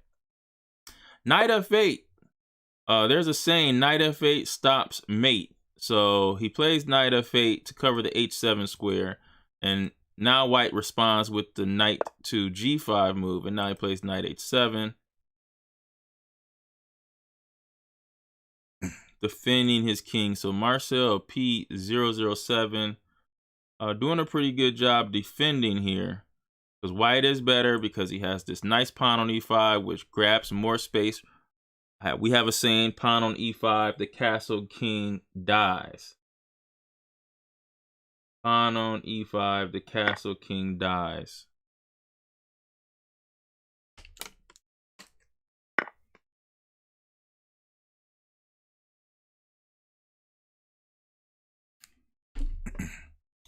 So as they trade off the knights here. And now the big thing is about the bishops. Now, opposite color bishops, when it comes to the endgame where the queens are gone, those games are usually draws with correct play for both sides, because if you have a dark square bishop, all you have to, and I have a light square bishop, all you would have to do is put all of your pawns on the opposite color of my bishop, so my bishop will never attack your pawns, and then vice versa. So those games tend to be a bit drawish, a lot of equality there. When there's opposite color bishops and the queens are on the board, these are the rules when you have this situation. If you have a queen and a bishop, you can attack the opponent's king on those colors, and your opponent can't defend those colors because they have a different color bishop. So when you have a queen and bishops of opposite colors, try to plan to attack your opponent's king on those colors. So if you have a queen and light square bishop, attack the king on those light squares. If you have a queen and dark square bishop, attack the king on those dark squares, because your opponent can't defend those squares as much as you can attack those squares.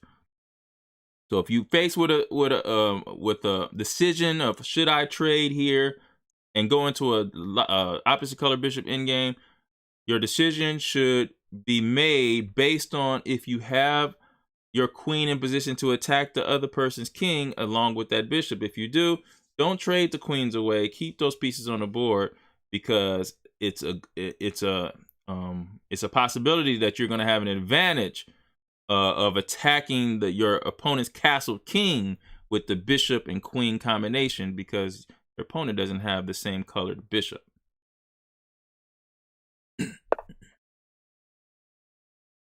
As we see Marcel play, he takes his time in this game. He plays queen to e7. His plan is to play queen to g5, attacking the rook here. And we see this move, queen d3, is very important, because if we play g6, more squares around the king will be weakened. So after the move g6, then bishop to e3 attacks the weakened h6 square, because now the pawn that moved to g6 no longer covers h6. So anytime someone moves a pawn, you always want to ask yourself, what did that pawn protect before it moved forward? Because those squares that it used to protect might be squares that you can use and put pieces on those squares.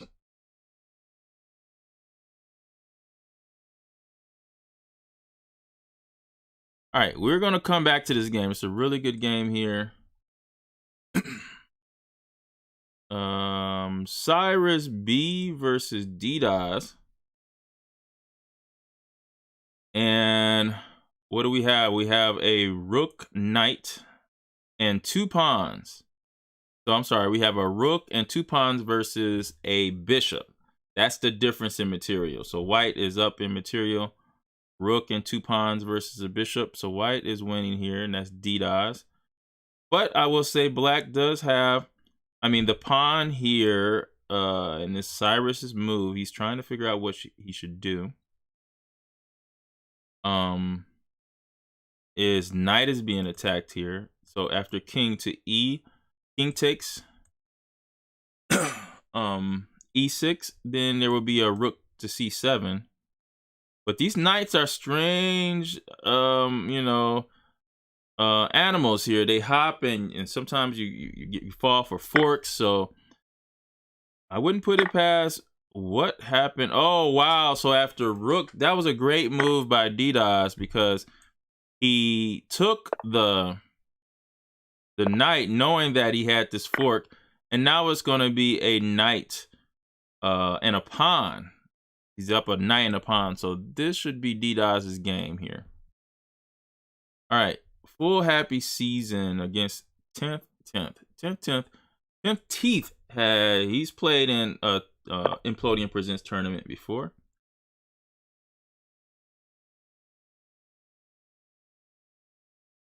The differences here is black just has a extra knight and 2 extra pawns. So black is definitely winning this in this game here.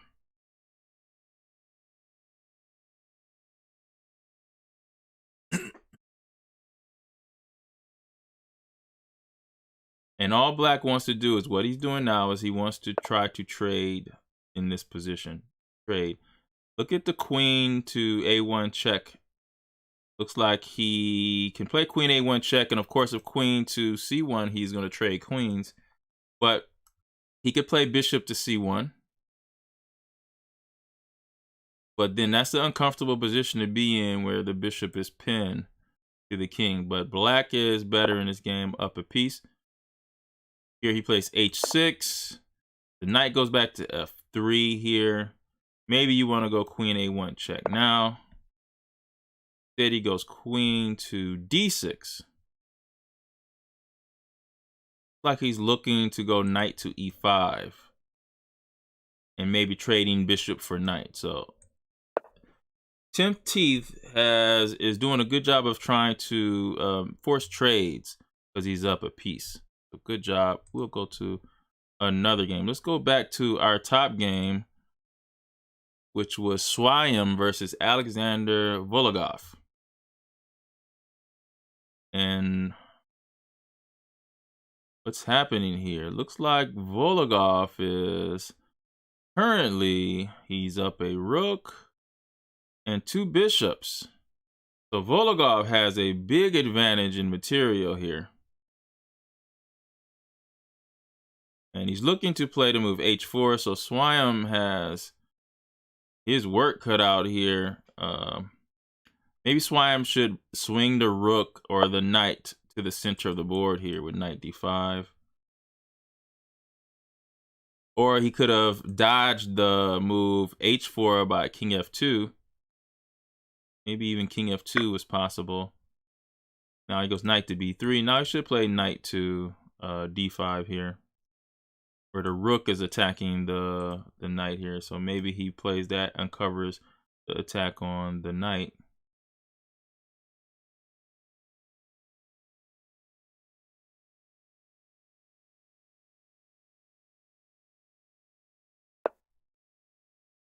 All right, so he does play knight d5. There's a hanging knight here. So we might be seeing the move knight to c5. This is a battle for first place. We had 3 players or 6 players that were undefeated and tied for first. Go to another game here. The Tall from Angel wins his game against Just 28. So he goes to 3-0. Super Chester here versus Marcel P007. Still the white is now currently up a pawn. Marcel is thinking right now whether he should play rook takes e5, because rook takes e5, what scares him is the move bishop to d4. But after bishop d4, he has the move of great counter, actually. After bishop d4, he has rook to, first of all, bishop d4, and which what happens is if you move the rook to like f5 after bishop d4, there's a queen takes, there's a possibility of a rook takes h6 check. And that's going to be a devastating blow. But here you actually, now the rook g5 doesn't work either because the pawn on h6 is pinned. So rook g5 doesn't work because queen could just take the rook on g5. So this might have been a miscalculation by Marcel P007. I don't know what could he do here. He could play, he probably has to play the rook to f5. He could try to play queen a3. I don't know if he's going to have enough counterplay attacking this rook here. It's threatening checkmate. But I guess you could simply play rook to d1 and that threat is gone. So no reason to do that. Now he does have rook to e4 here. Problem with rook d4, there's still this hanging rook takes h6 check. That's still hanging there. So rook e4 does fork the bishop and the queen. So this is very tricky. Rook e4, rook takes h6 check. King go to g1. Wow. It's very, very tricky there. Rook e4 might be the way to go.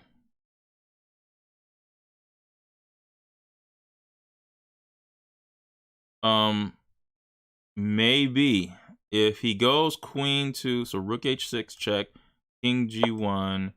He plays f6 here, so he gives up the exchange. So he allows bishop takes rook there, so that is a big concession there. Instead of playing rook e4, now white is just up a exchange, a rook for a bishop.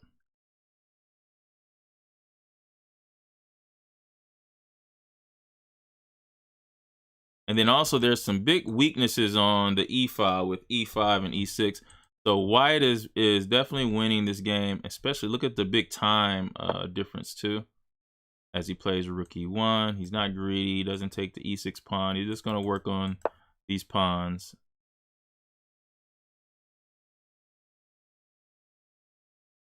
Wow. But I will say black does have a really nice bishop on the b7 square. You're looking at moves like rook f8, attacking the f2 pawn. So black, for those double pawns, he has these good, nice open files to use and open diagonals. So we'll see what he can do, but he doesn't have a lot of time left. All right, so those are, oh, we have one more game. This is Full Happy Season versus 10th Teeth. And Full Happy Season is or 10th Teeth is figuring out how to continue to win this game here. Doesn't look like the best technique. He's black, so okay, so now he pushes here. He cannot get back to stop the queen now.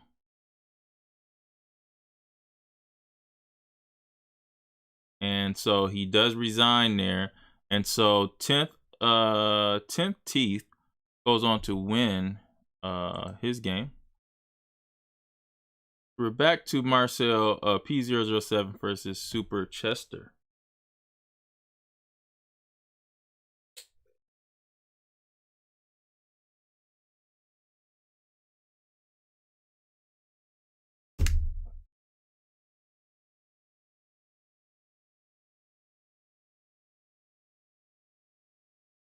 He did play rook f8. He is attacking the f2 pawn.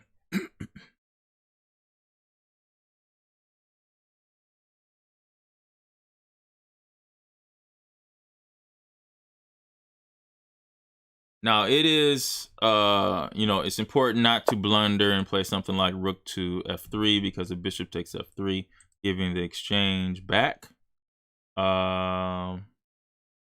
Now he plays queen e2 to protect the f2 pawn, but that wasn't even a threat to take the e5 pawn here. So I don't know. I don't like the fact that he played this move e4. Now the bishop on b7 is no longer a good piece. So now as white, what I would do is make sure the pawn on e3 doesn't move forward anymore, so that I can just take over with my rooks at this point. Because right now the bishop is out of play, unless he can somehow get the move in e3.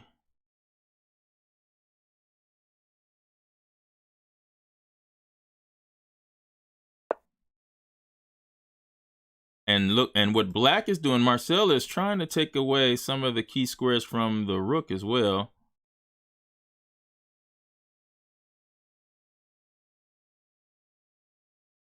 Because right now, white's rook doesn't have many good squares to move to either. We would like for the rook to be on this d file.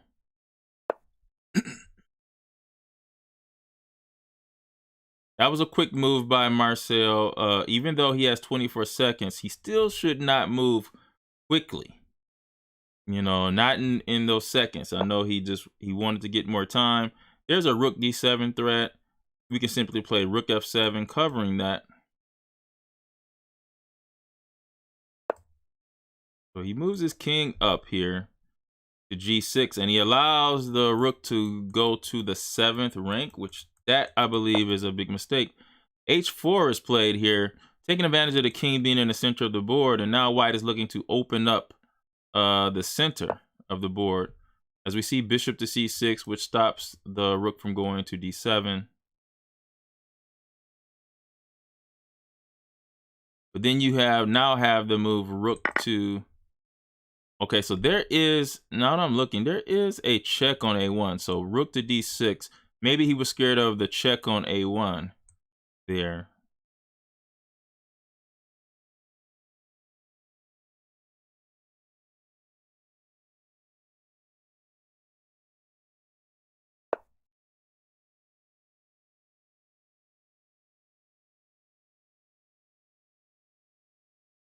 And Marcel is now running 16 seconds now.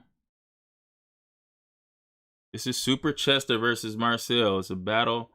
One of the last rounds here. I think Marcel has 1.5, I believe.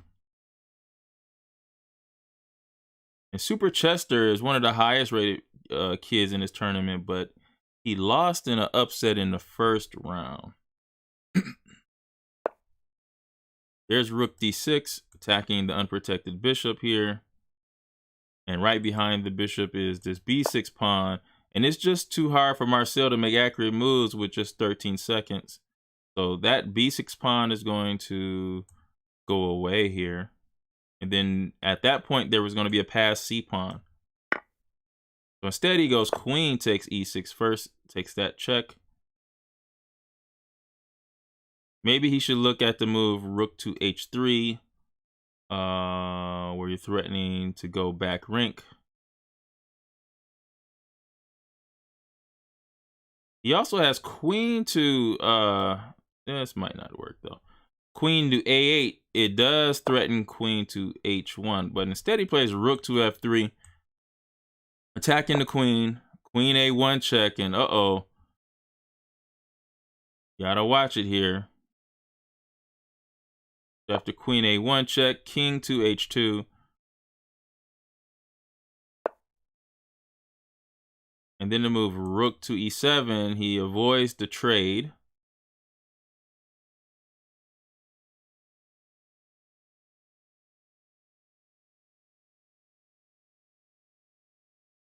Now Super Chester has 4 minutes. Marcel P07 is doing a really good job. Wow, look at that. Rook to d5. That brings Marcel under 6 seconds. And now he has 10 seconds left on the clock. Should be expecting to move rook takes g5. That should be coming up now.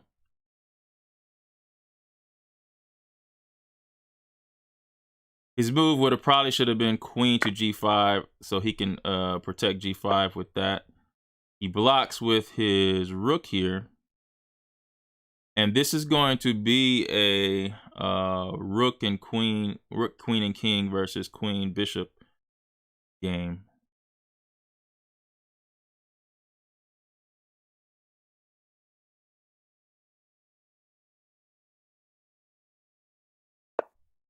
Okay, then queen to a1, and this is probably gonna pretty much do it after rook h3 checkmate. And there it goes. And so the winner is Super Chester here against Marcel P007.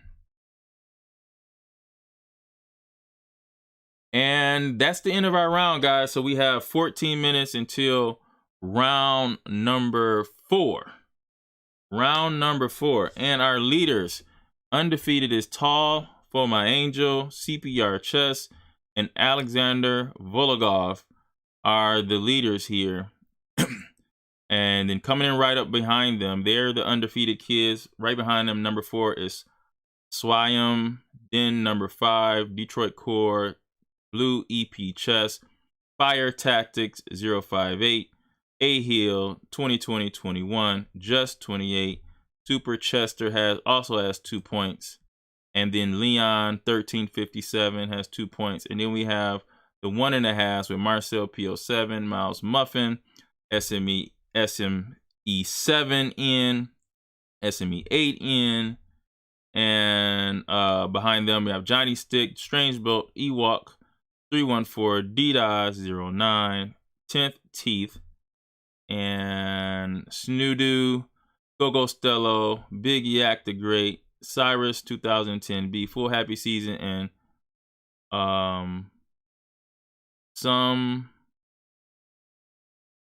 Samesh Racer, I believe that's Samesh Racer. Okay. And hey, we'll be back around the 1 minute to go mark.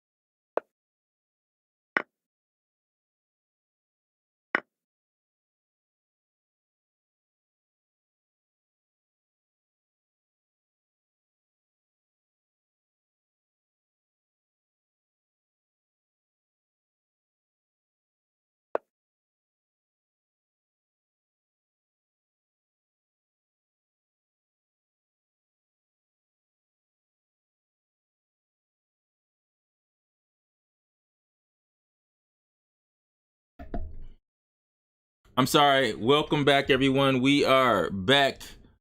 And this is the start of the fourth round battle between CPR Chess and Alexander Vologov. This started as a fried liver. Look like both players are used to playing the fried liver as Alexander Vologov plays bishop to d3. And I see Jeffrey Perkins is in the chat here. What's going on, Jeff? He says he's a CPR Chess fanboy. I am too. I like to watch CPR Chess work. He's been playing in a lot of our tournaments since the pandemic or since we've been quarantined. So he's a veteran of these tournaments and the LeeChess.org platform. And he's actually probably the favorite in this tournament. He is the highest rated player. And I believe that even though he is signed up for the K-12 section, I don't know if you guys know that. Jeffrey, maybe you know, is he actually in high school now? Because it seems like I've seen him for so long. I didn't think he was in high school just yet.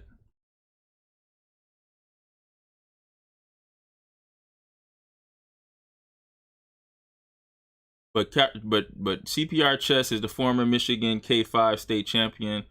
He might have been K3 state champion as well at some point.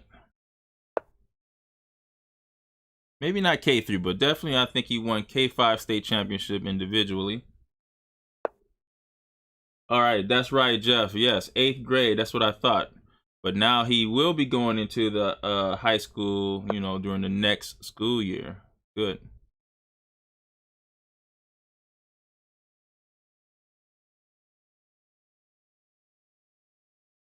And we're looking at a fried liver attack game here. White has an extra pawn.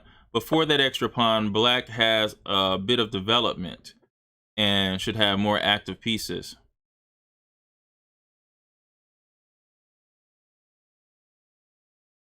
So the biggest concern for white is this bishop on c1. How do we develop this bishop on c1? Maybe looking to play b4 and bishop b2, bringing the bishop to the diagonal.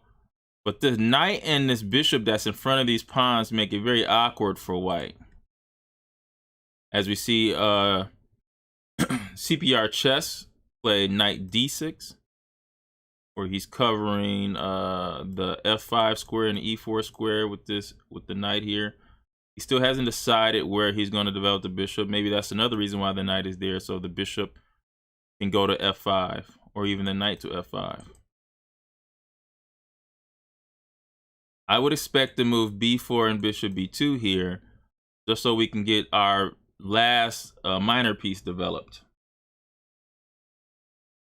Thanks everyone for joining us on the live stream. I am the coach Brian Wilson, and this is the Implodians Presents World Junior Online Chess Tournament. And Implodians are kids that I teach. They use a system called Implods, I-M-P-L-O-D-S. It's a system that teaches you how to read the chessboard just by using the imbalances, the differences. What's the differences? And here we see the difference is black has a development lead, which means black has more of the bishops and knights off the back rank. Now, is that true? No. The bishop on c1 for CPR Chess is still there, but it takes 2 moves for the bishop on c1 to get off the back rank, whereas it only takes 1 move for the bishop on c8 to get off the back rank. And then that move, that extra move, means something. As you see, Alexander Vologov actually aims at the c6 pawn.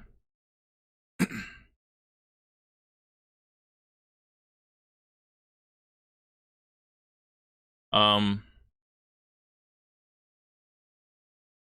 don't know if this is a pawn that this might be a pawn that I would actually want to let him take with like queen e7, queen takes c6, or queen to, or maybe even queen b6 could be played here.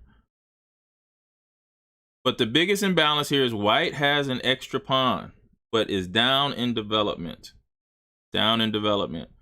And if you notice, another difference is since this pawn is isolated here, black has access to the D file and the B file, where white can't put a rook on these files B and D because they're not open for white. They're open for black.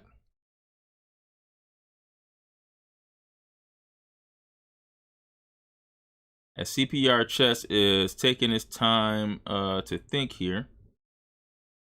I wonder if he's looking at the move H6.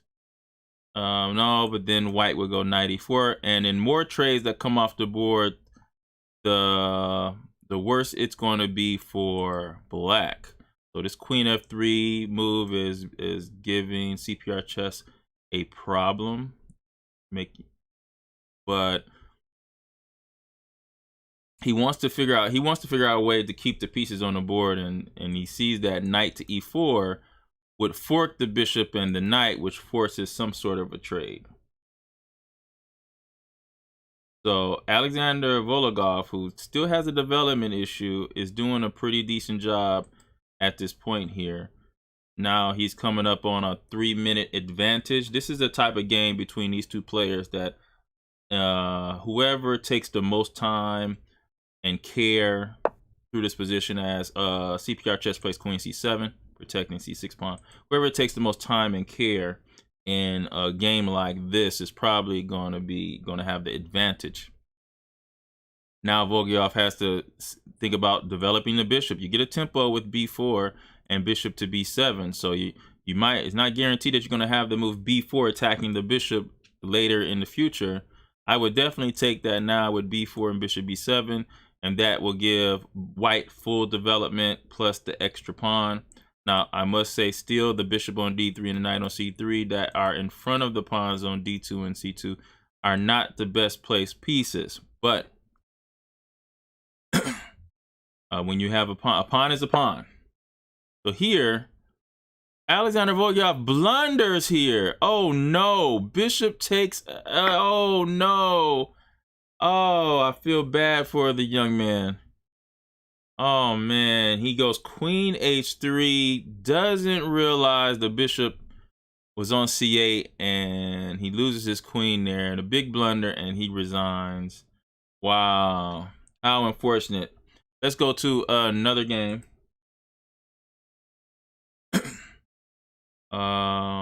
Let's go to Leon, 1357 versus Super Chester. The imbalances here, some pretty big imbalances here. Leon 1357 is up about 2 minutes.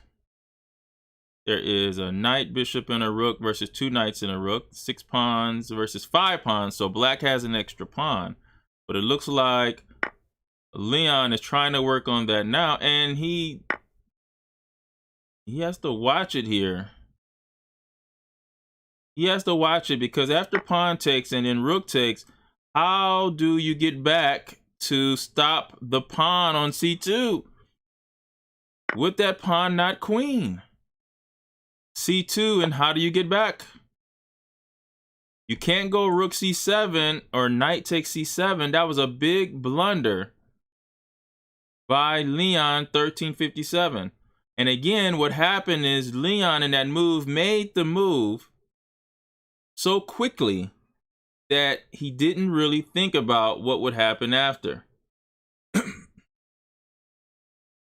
Remember, guys, 15 minutes means you must think 15 seconds at least on every move, just to double check things. At least 15 seconds. You never should move lower than that. 15 seconds.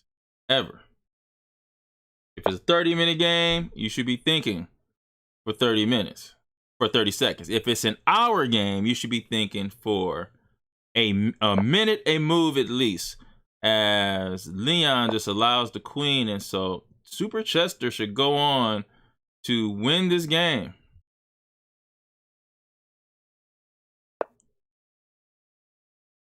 All right, let's go to another game. SME 8 versus Miles Muffin. That has already ended. Miles Muffin wins the game with black.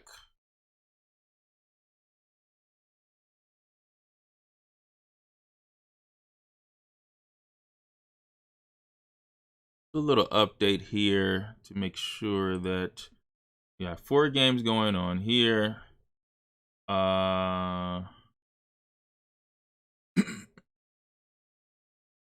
Let's look at Strange Bolt versus Cyrus 2010B.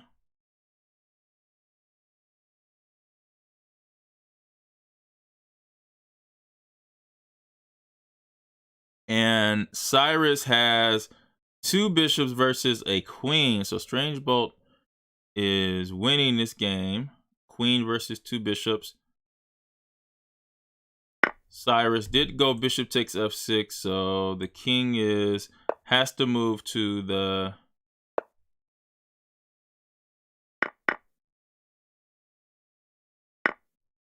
Oh, Strange Bolt blunders. Oh wow, another blunder. Queen takes d4, then bishop takes d4, and then again, the move was made in less than a second.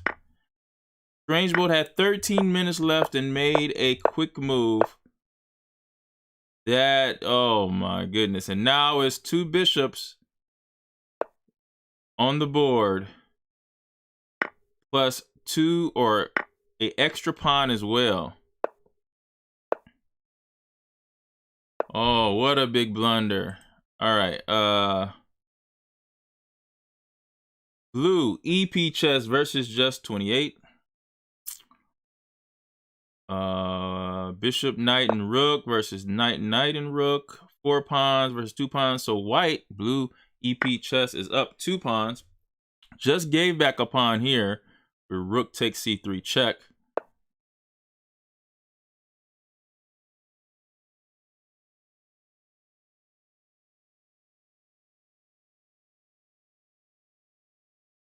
And this is going to be a pretty close game now. Even though white is up material, the king for white is not the best king. And black's king is more active. I think black is fine here.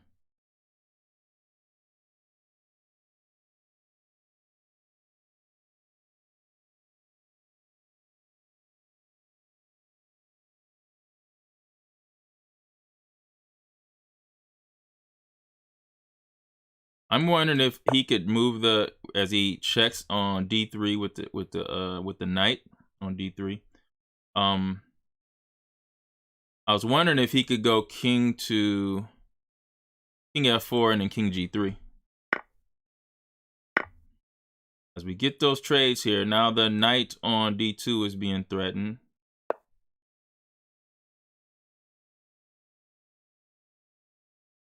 Okay, he puts himself in a pin here. He didn't need to do that, but there is a tricky move here. Knight to f3 check or knight to e4 check.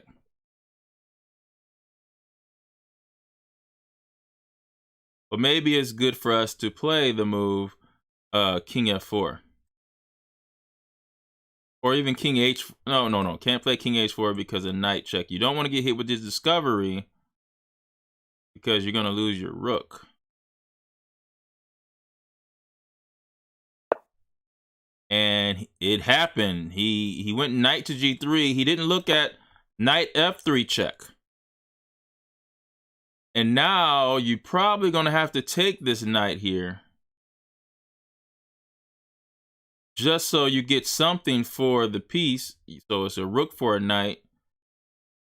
But then it's going to be a rook against a knight here. And there's some pawns here. So black wants to take one of these pawns. But then again, you have a pawn that's way on the other side. And the weakness of the knight is that it can't go to the other side quickly. So now black's king is occupied with taking the pawns over here, where there's going to be a far advanced pawn, pass pawn here, and that's what he does here. He gives up the h pawn for the a5 pawn. But now the knight is going to have to hurry to get over. Now you see he wants to take another pawn here.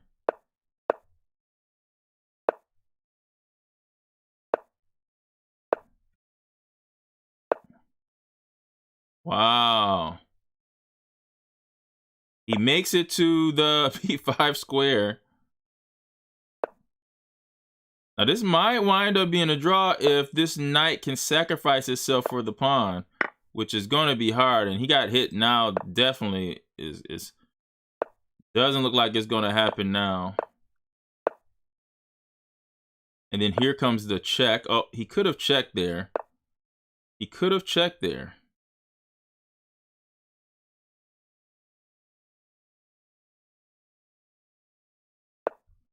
Check here.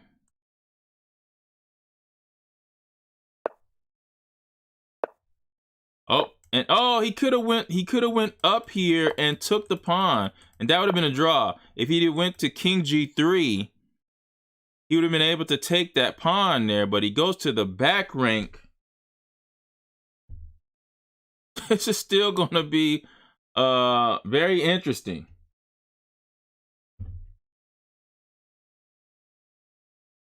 This is a knight and king versus a rook and pawn. There's a lot of stalemating tricks. You have to watch out for forks. And what makes this special is that there's a rook pawn, which a lot of times are draws. How does he... He definitely wants to come into g3. Look like he's going to have to come into c7.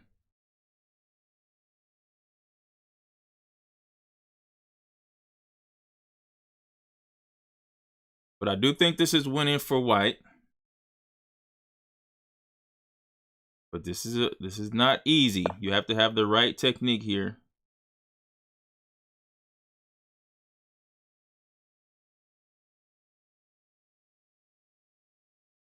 Now you might see the move rook to h8, pins the knight to the king.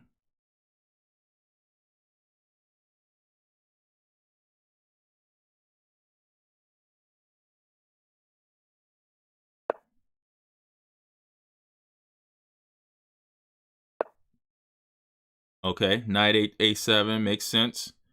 Because if king g3, knight back to c8, check. Good. There's another check there. Black is doing an excellent job holding on here.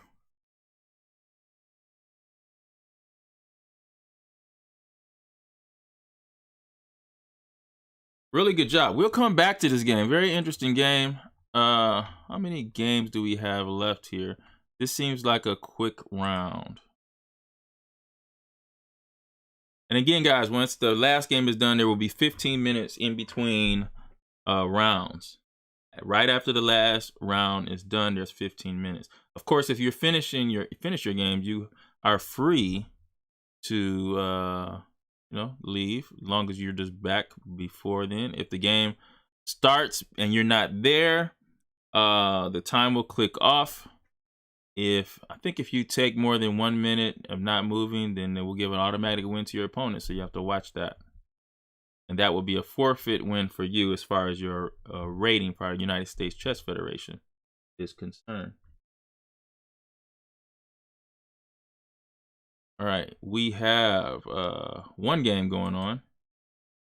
And this is Cyrus 2010B versus Strange Bolt. And Cyrus is he's winning. He's up 3 pawns. I don't know why he didn't queen the pawn. Sometimes we might see kids that like to get multiple queens. That is something you do not want to do, because I've seen people stalemate their opponent because the queen covers so many diagonals and so many files.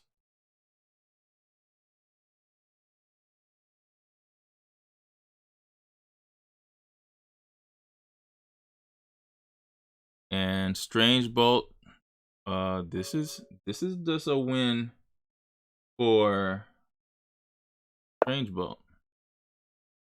Sorry, not a win for Strange Bolt, but for Cyrus 2010 here.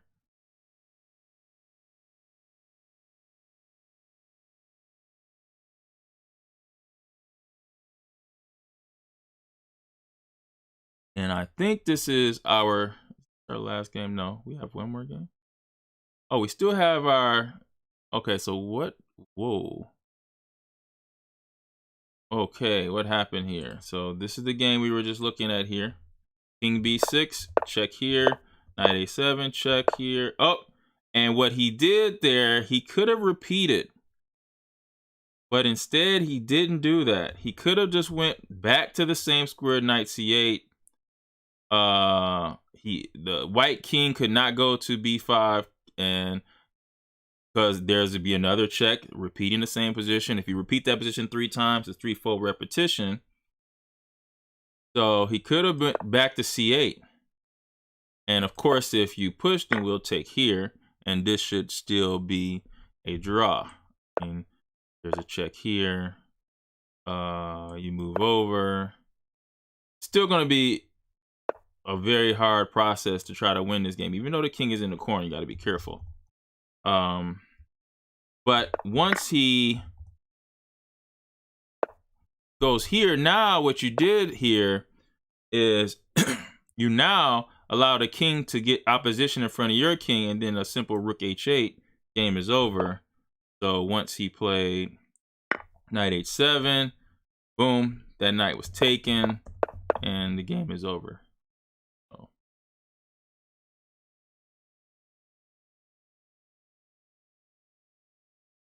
All right, I got a question from someone, in about lessons. I of course I do lessons. This is my full-time job with kids. I don't do lessons with adults. Sorry.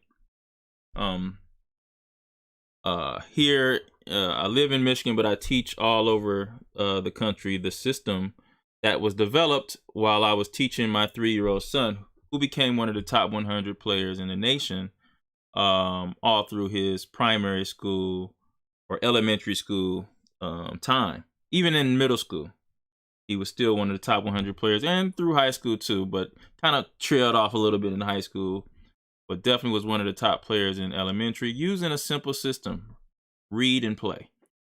What are the imbalances?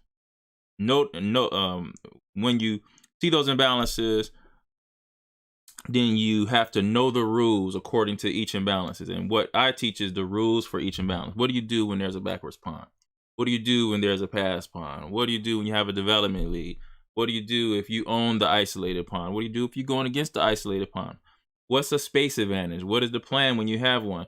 That's the Implodian way. That is reading the board, reading imbalances, and that's what I teach. So I had a kid ask me if I do lessons. I do lessons, and you can contact me at implodianchess@gmail. Implodian chess, that's with no S. Implodianchess@gmail.com. Implodianchess@gmail.com. You can also go to the website and contact me there, and that's Michigan Junior Chess Arena, what you see right above there. And you contact me, and we'll set up something for our lessons.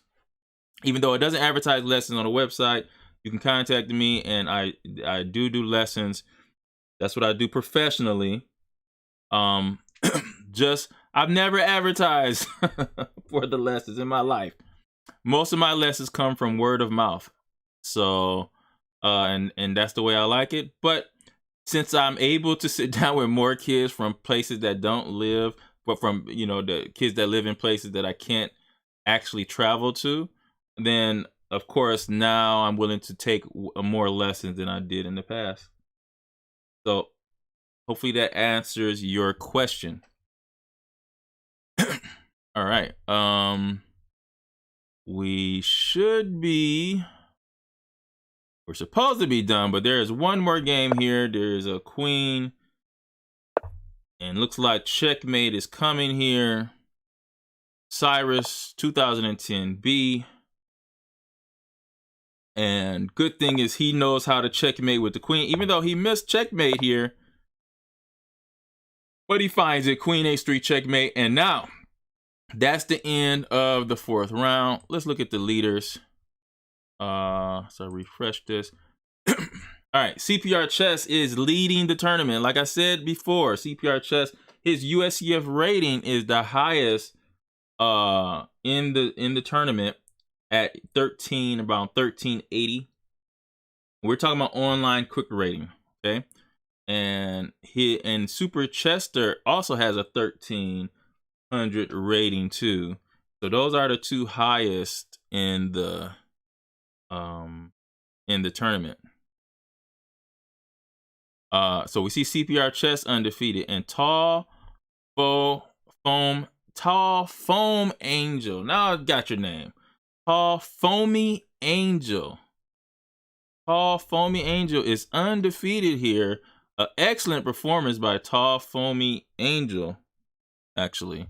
And then we have with 3 wins and 1 losses, Blue EP Chess, and then Super Chester, A Hill 2020-21, Alexander Vologov, and then we have Marcel P007, Miles Muffin, Swayam 123, and Fire Tactics. They're all on the first page. And here is our second page. Detroit Core Leon 1357, Just 28, 10th Teeth DDoS 09, Johnny Stick, Gogo Stello, SME 8N, SME 87, Strange Bolt, and Cyrus 2010 B, Ewok 314, Full Happy Season, Snoodo, and Big Yak the Great, and Samesh Racer is coming up right behind them. So we have 12 minutes into the start of the round. We'll be right back.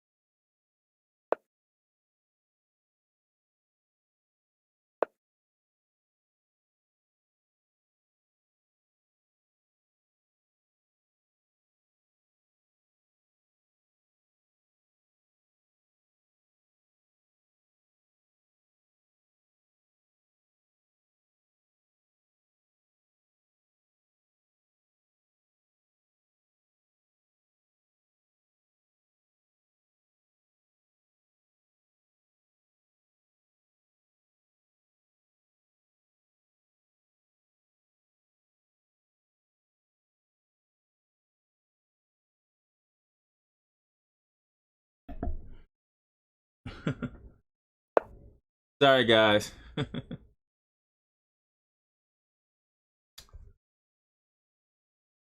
Sometimes I forget to take myself off of mute. All right. Thank you for letting me know.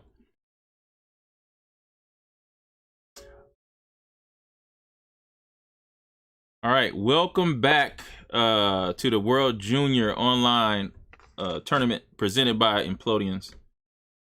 I am the coach, Brian Wilson. We have new tournaments every Sunday at 12 p.m. Be listed on the website MichiganJuniorChessArena.com. Also, there will be United States Chess Federation emails blasted to everybody. You can see it there. Thanks a lot. Miss Allison Reese had to get me together with the sound. Thank you, Mrs. Reese.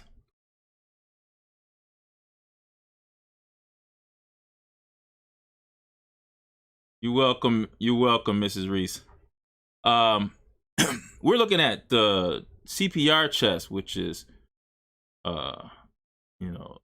Charlie Reese, one of Michigan's top players, former state champion.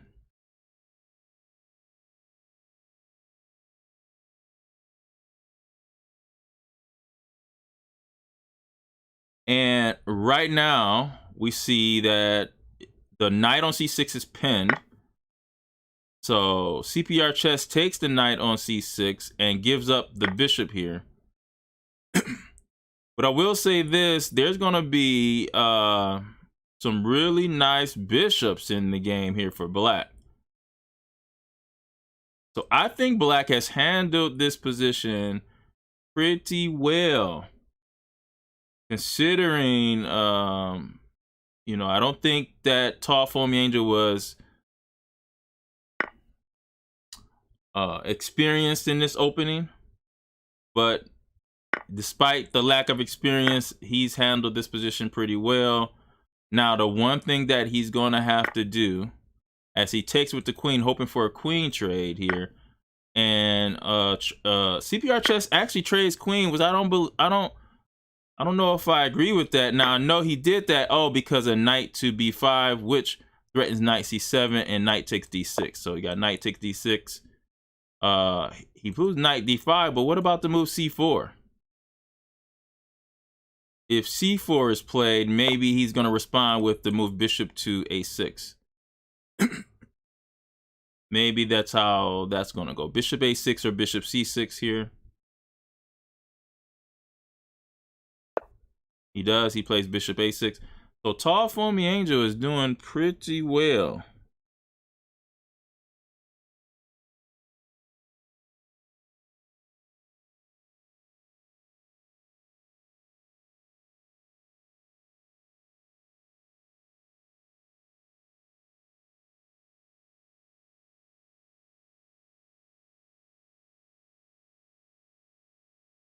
And now CPR chess knows that if he takes the knight on d5, then the bishop will take the knight on b5.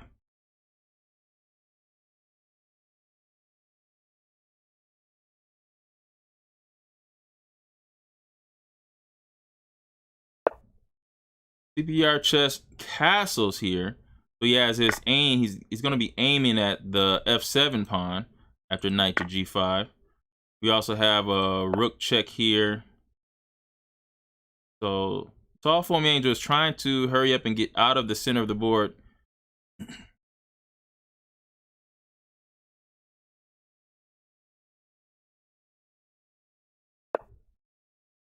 Okay, so bishop to g5. And then castle here. And maybe he takes and play rook to d1. CPR chess does have an extra pawn here, and he has actually three passed pawns. So white is much better in this position because of those three passed pawns. But black does have one passed pawn, but the passed pawn that black possesses is isolated.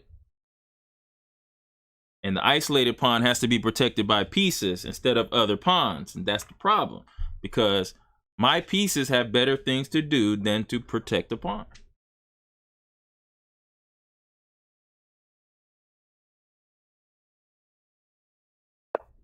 So he plays rook to d8, protects his d6 pawn.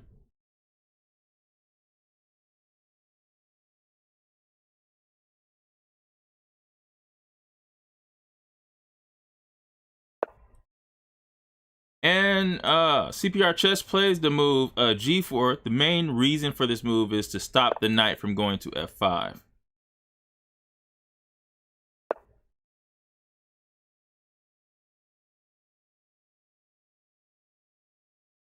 And this is what they call the Steinitz rule. First official world chess champion William Steinitz made a rule, found out a way to control the knights, and that's to stop their advanced squares. And so that's what g4 was doing. And now the g4 pawn actually is going to anchor the knight on f5. So white should have done, or black should have stopped the knight from going to f5 here. Now you see the move knight c6. That's anchored by the passed b5 pawn, attacking the rook on d8.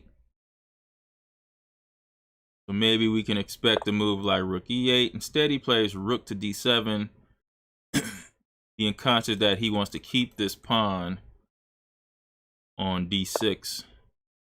And look at CPR Chess does incrementally moving those passed pawns up the board. Shout out to everybody that's joining us on the YouTube channel. This is Implodian Chess YouTube channel.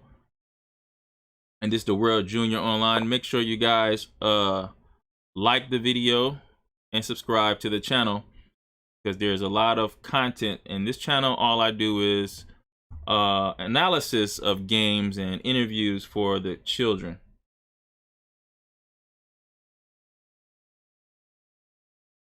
As we see knight to a7, threatening the b5 pawn.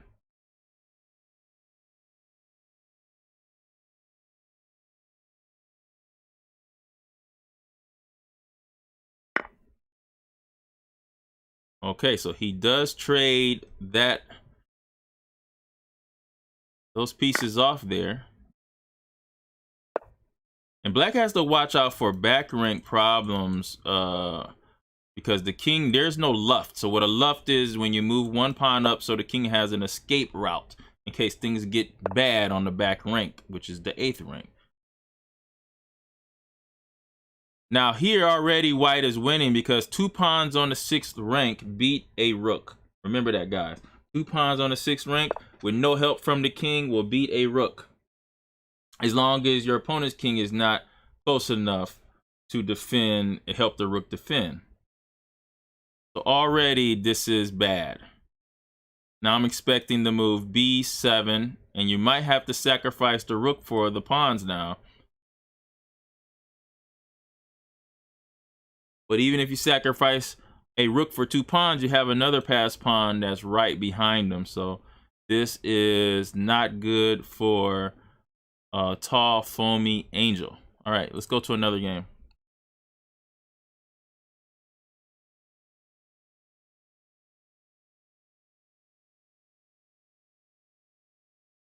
We see there was a draw already with a heel and blue EP chess. Someone offered a draw here in this position.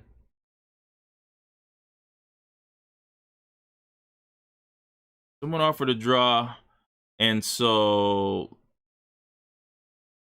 that gives them, go back to the standings, they finished the tournament with 3.5.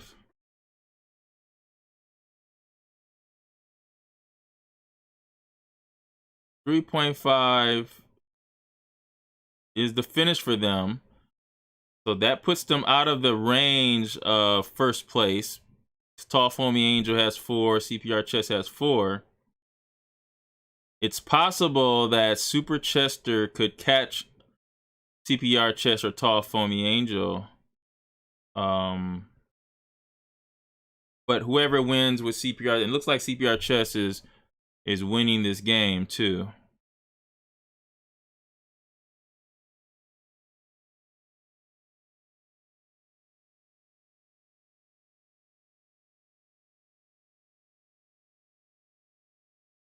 And CPR Chess is as we look at his game here, it looks like he is just winning this game, and he's going to go on to be the first World Junior Online Champion. Congratulations, CPR Chess and Charlie Reese. That should clinch first place. Now, after it's going to take 2 or 3 days before we know everybody's spots, because we want to make sure there was no cheating in any of the games. And so the website checks those games, and if there was some cheating, they will flag one of the accounts on the website. And if that account is flagged, then before I put the ratings I have to forfeit that player from our ratings, our USCF rated tournament. And so you need a couple days before that settles in with the system and there's no red flags. And then at that time, I will release the standings to everyone. But the reason why I called this for CPR Chess is because he has, if everything is okay, he has 5 points.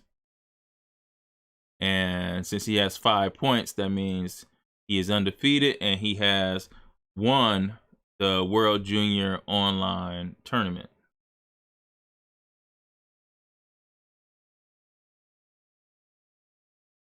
Allegedly.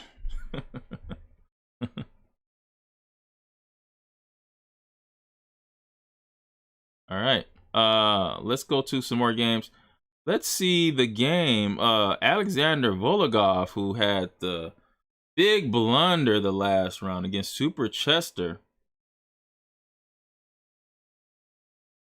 And again, Alexander Vologov is only I don't know what grade he's in, but he's under 3rd grade. And so in this position, black has an extra pawn.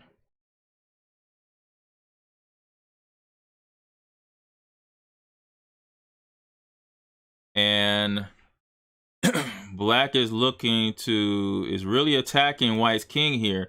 Look at the double attack on the G2 pawn. And if you play something like knight f3, you would lose the queen.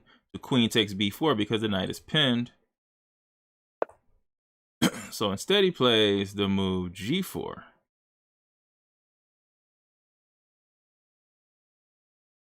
But I'm wondering if it's worth it to go bishop takes g4 anyway, and then finish off with the rook. That might be worth it there because the rook covers the file and the queen covers the diagonal, and you're still threatening the checkmate. And at that point, I see f3 as being one of the only hopes. But then you have queen takes e3, and you're threatening checkmate on g1. So I think this is a legitimate sacrifice. Bishop takes g4.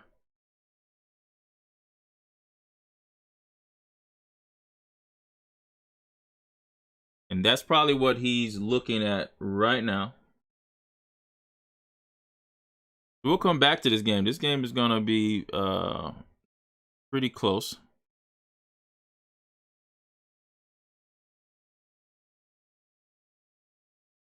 Let's look at the Mouse, Muffin, and DDoS game. DDoS is not doing as good as I would have expected him to do in this tournament right now. Miles Muffin, who has white, has 6 pawns, and DDoS has 4 pawns here. And this is a rook and pawn in game. But the 4 pawns that DDoS has, they're all on islands. So what an island is a group of pawns that are together, but they're separated by a file. So there's a 1, 2, 3 islands of pawns, 3 groups of pawns, compared to white has 2 groups. So when you want to evaluate the endgame, whoever has the most groups of pawns is the worst. You don't want to have many groups of pawns, the endgame, because you don't have enough pieces to guard that many different pawns if they're in groups, if they can't guard themselves. And so white is much better in this game here. Let's go on to go just 28 and Marcel P0P007. The biggest imbalance here is black is up 1 pawn.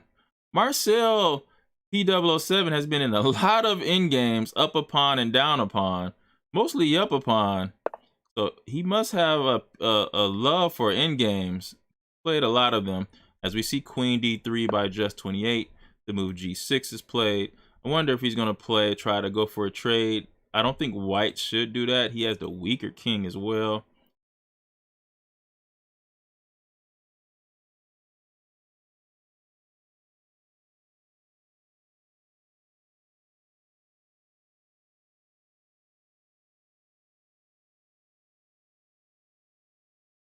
I don't know. I probably would move the king back. But then you do have queen to e5 check, and then queen to e1 check. So maybe you don't want to do that. But white would like a draw, so I guess there's no progress. So maybe king h2. You shouldn't have your king out here, because after queen to e5 check, you're going to have to come out. You don't want to have to bring your king out towards the middle when those queens are still on the board. As just 28 has about 4 minutes of a time advantage there, this game is going to be pretty close. Gogo Stello versus Swayam. Gogo Stello, I know pretty well. This game is actually over, and Swayam wins this game, right? Yes, white is victorious. Swayam wins this game here.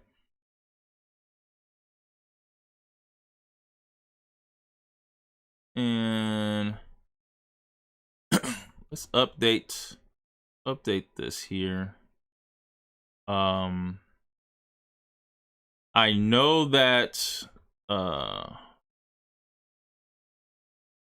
there's some kids that struggled a little bit today. I always hope that you guys everybody is at least able to get a win. After the first 2 rounds, you might find that you're playing some higher players there, but them last 3 rounds, you're pretty much playing players around your level and even in your grade. Ability doesn't go by grade, by the way. Okay? Ability doesn't go by grade. Just because someone's older does not mean they're better. That situation, that doesn't exist in chess. But it's more likely that if someone's younger or 3rd grade and under, they're a beginner, or they're not as good as someone older. More likely, but not the case in many instances. Miles Muffin versus DDoS here. See that Miles Muffin is winning this game. It looks like he's just gonna start to push his H pawn down. That's what he does. Going to H5 and then to G6. So will look like he is going to do. The other game, the first game we were looking at was just 28 here. He did go king H2. Like I said before, this is going to be a tough game. Another move was rook d6, which would bring a double attack on the g6 pawn. But in games like this, where this game probably should be a draw in this game, even though black has an extra pawn, not enough to stop, because you got to stop the activity of white, seeing that you have a weakened king, as black is trying to double the rooks, or double the rook and queen on the back rank now. But that's just going to leave black's king vulnerable. And actually, that was a blunder, because no. I guess he's fine. He's fine. I was looking at queen to d6, but what about rook to d6 attacking the g6 pawn? Looks like black is also gearing up to play the move queen to f4 check. So that's what just 28 is looking at now. Should he stop queen f4 check? I think he can easily do that by simply playing the move queen to d4. Queen d4 covers the f4 square, but it also threatens checkmate on h8. So that is defense and offense. Remember, master's moves are moves where you do two things with one move.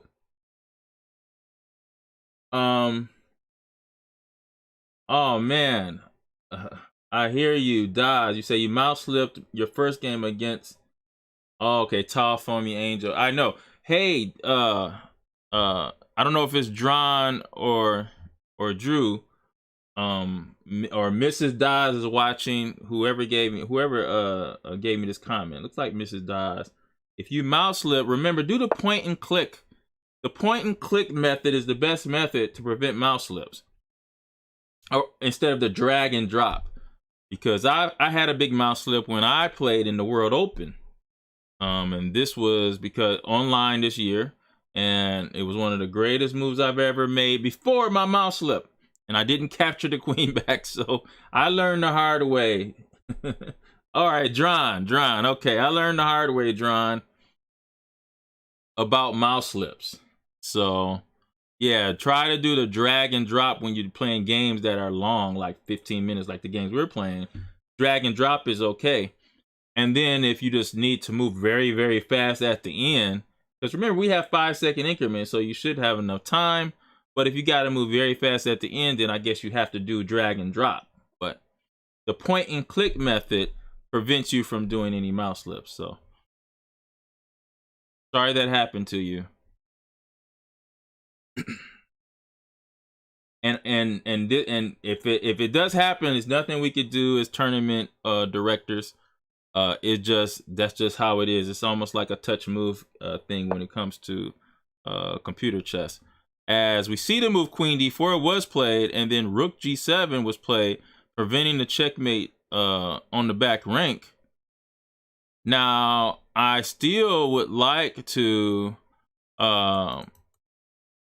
bring some more pressure on the back rank. So now I think White would like to bring his queen on the back rank here.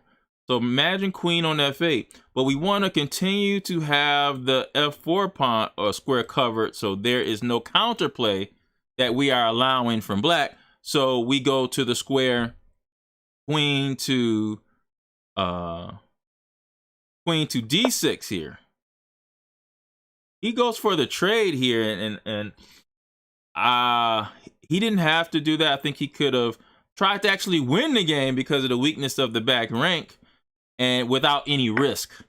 But now he's going for the draw here, and he's going for a perpetual check, and he should have the perpetual check for sure.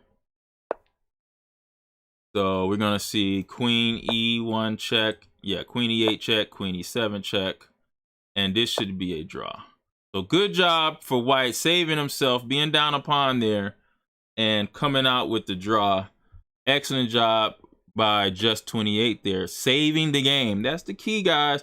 You lose a pawn, not the end of the world, but if you learn how to chip away at that lead that your opponent has established, just chipping away little by little, you know, maybe a square, maybe a file, then you put yourself in a position to draw the game, which is better than losing. Okay, and so excellent game there. Let's go back. I think that might have been the last game.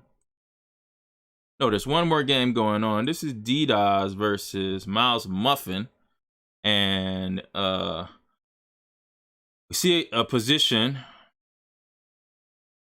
that does not look good for DDoS at all here.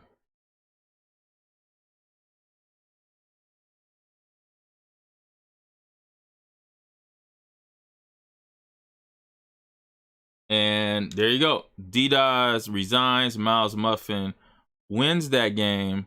And that is that's the finish, guys. That's it. World Junior Online, the first one, is over. So I will be emailing everyone who participated in this tournament the standings, and once those standings come up, then that's when the trophies will be sent.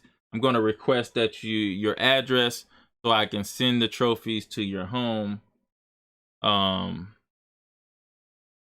we'll go from there. It's going to take a couple days to make sure there was no improper play first.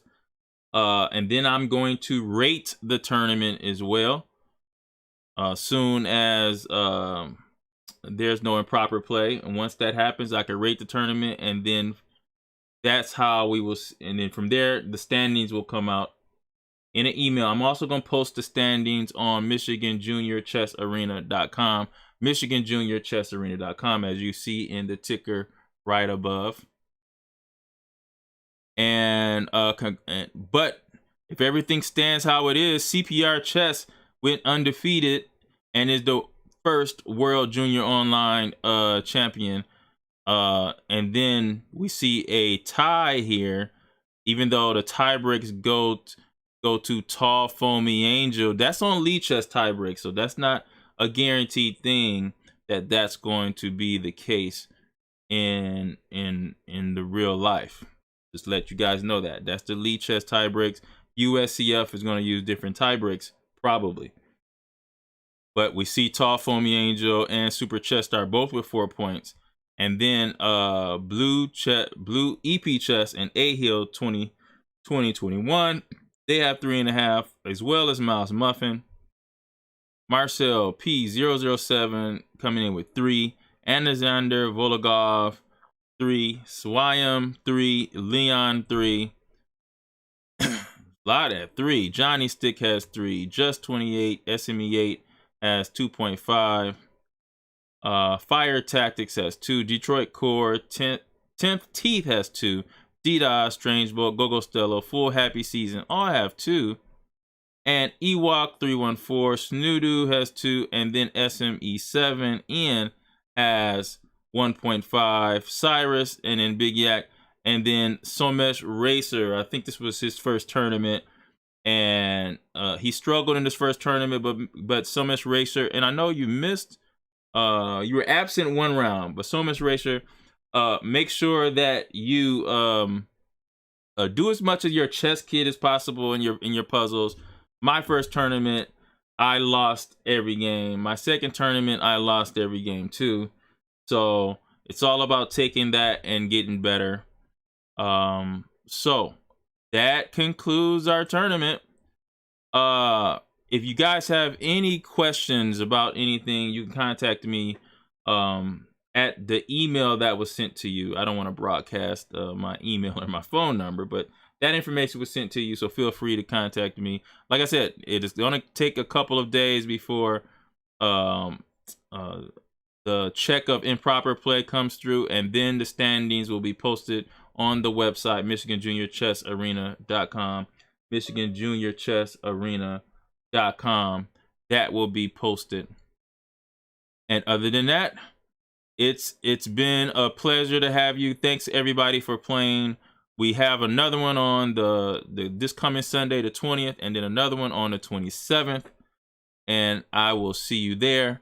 Representing the Implodians, I am the coach, Brian Wilson. Implodian out.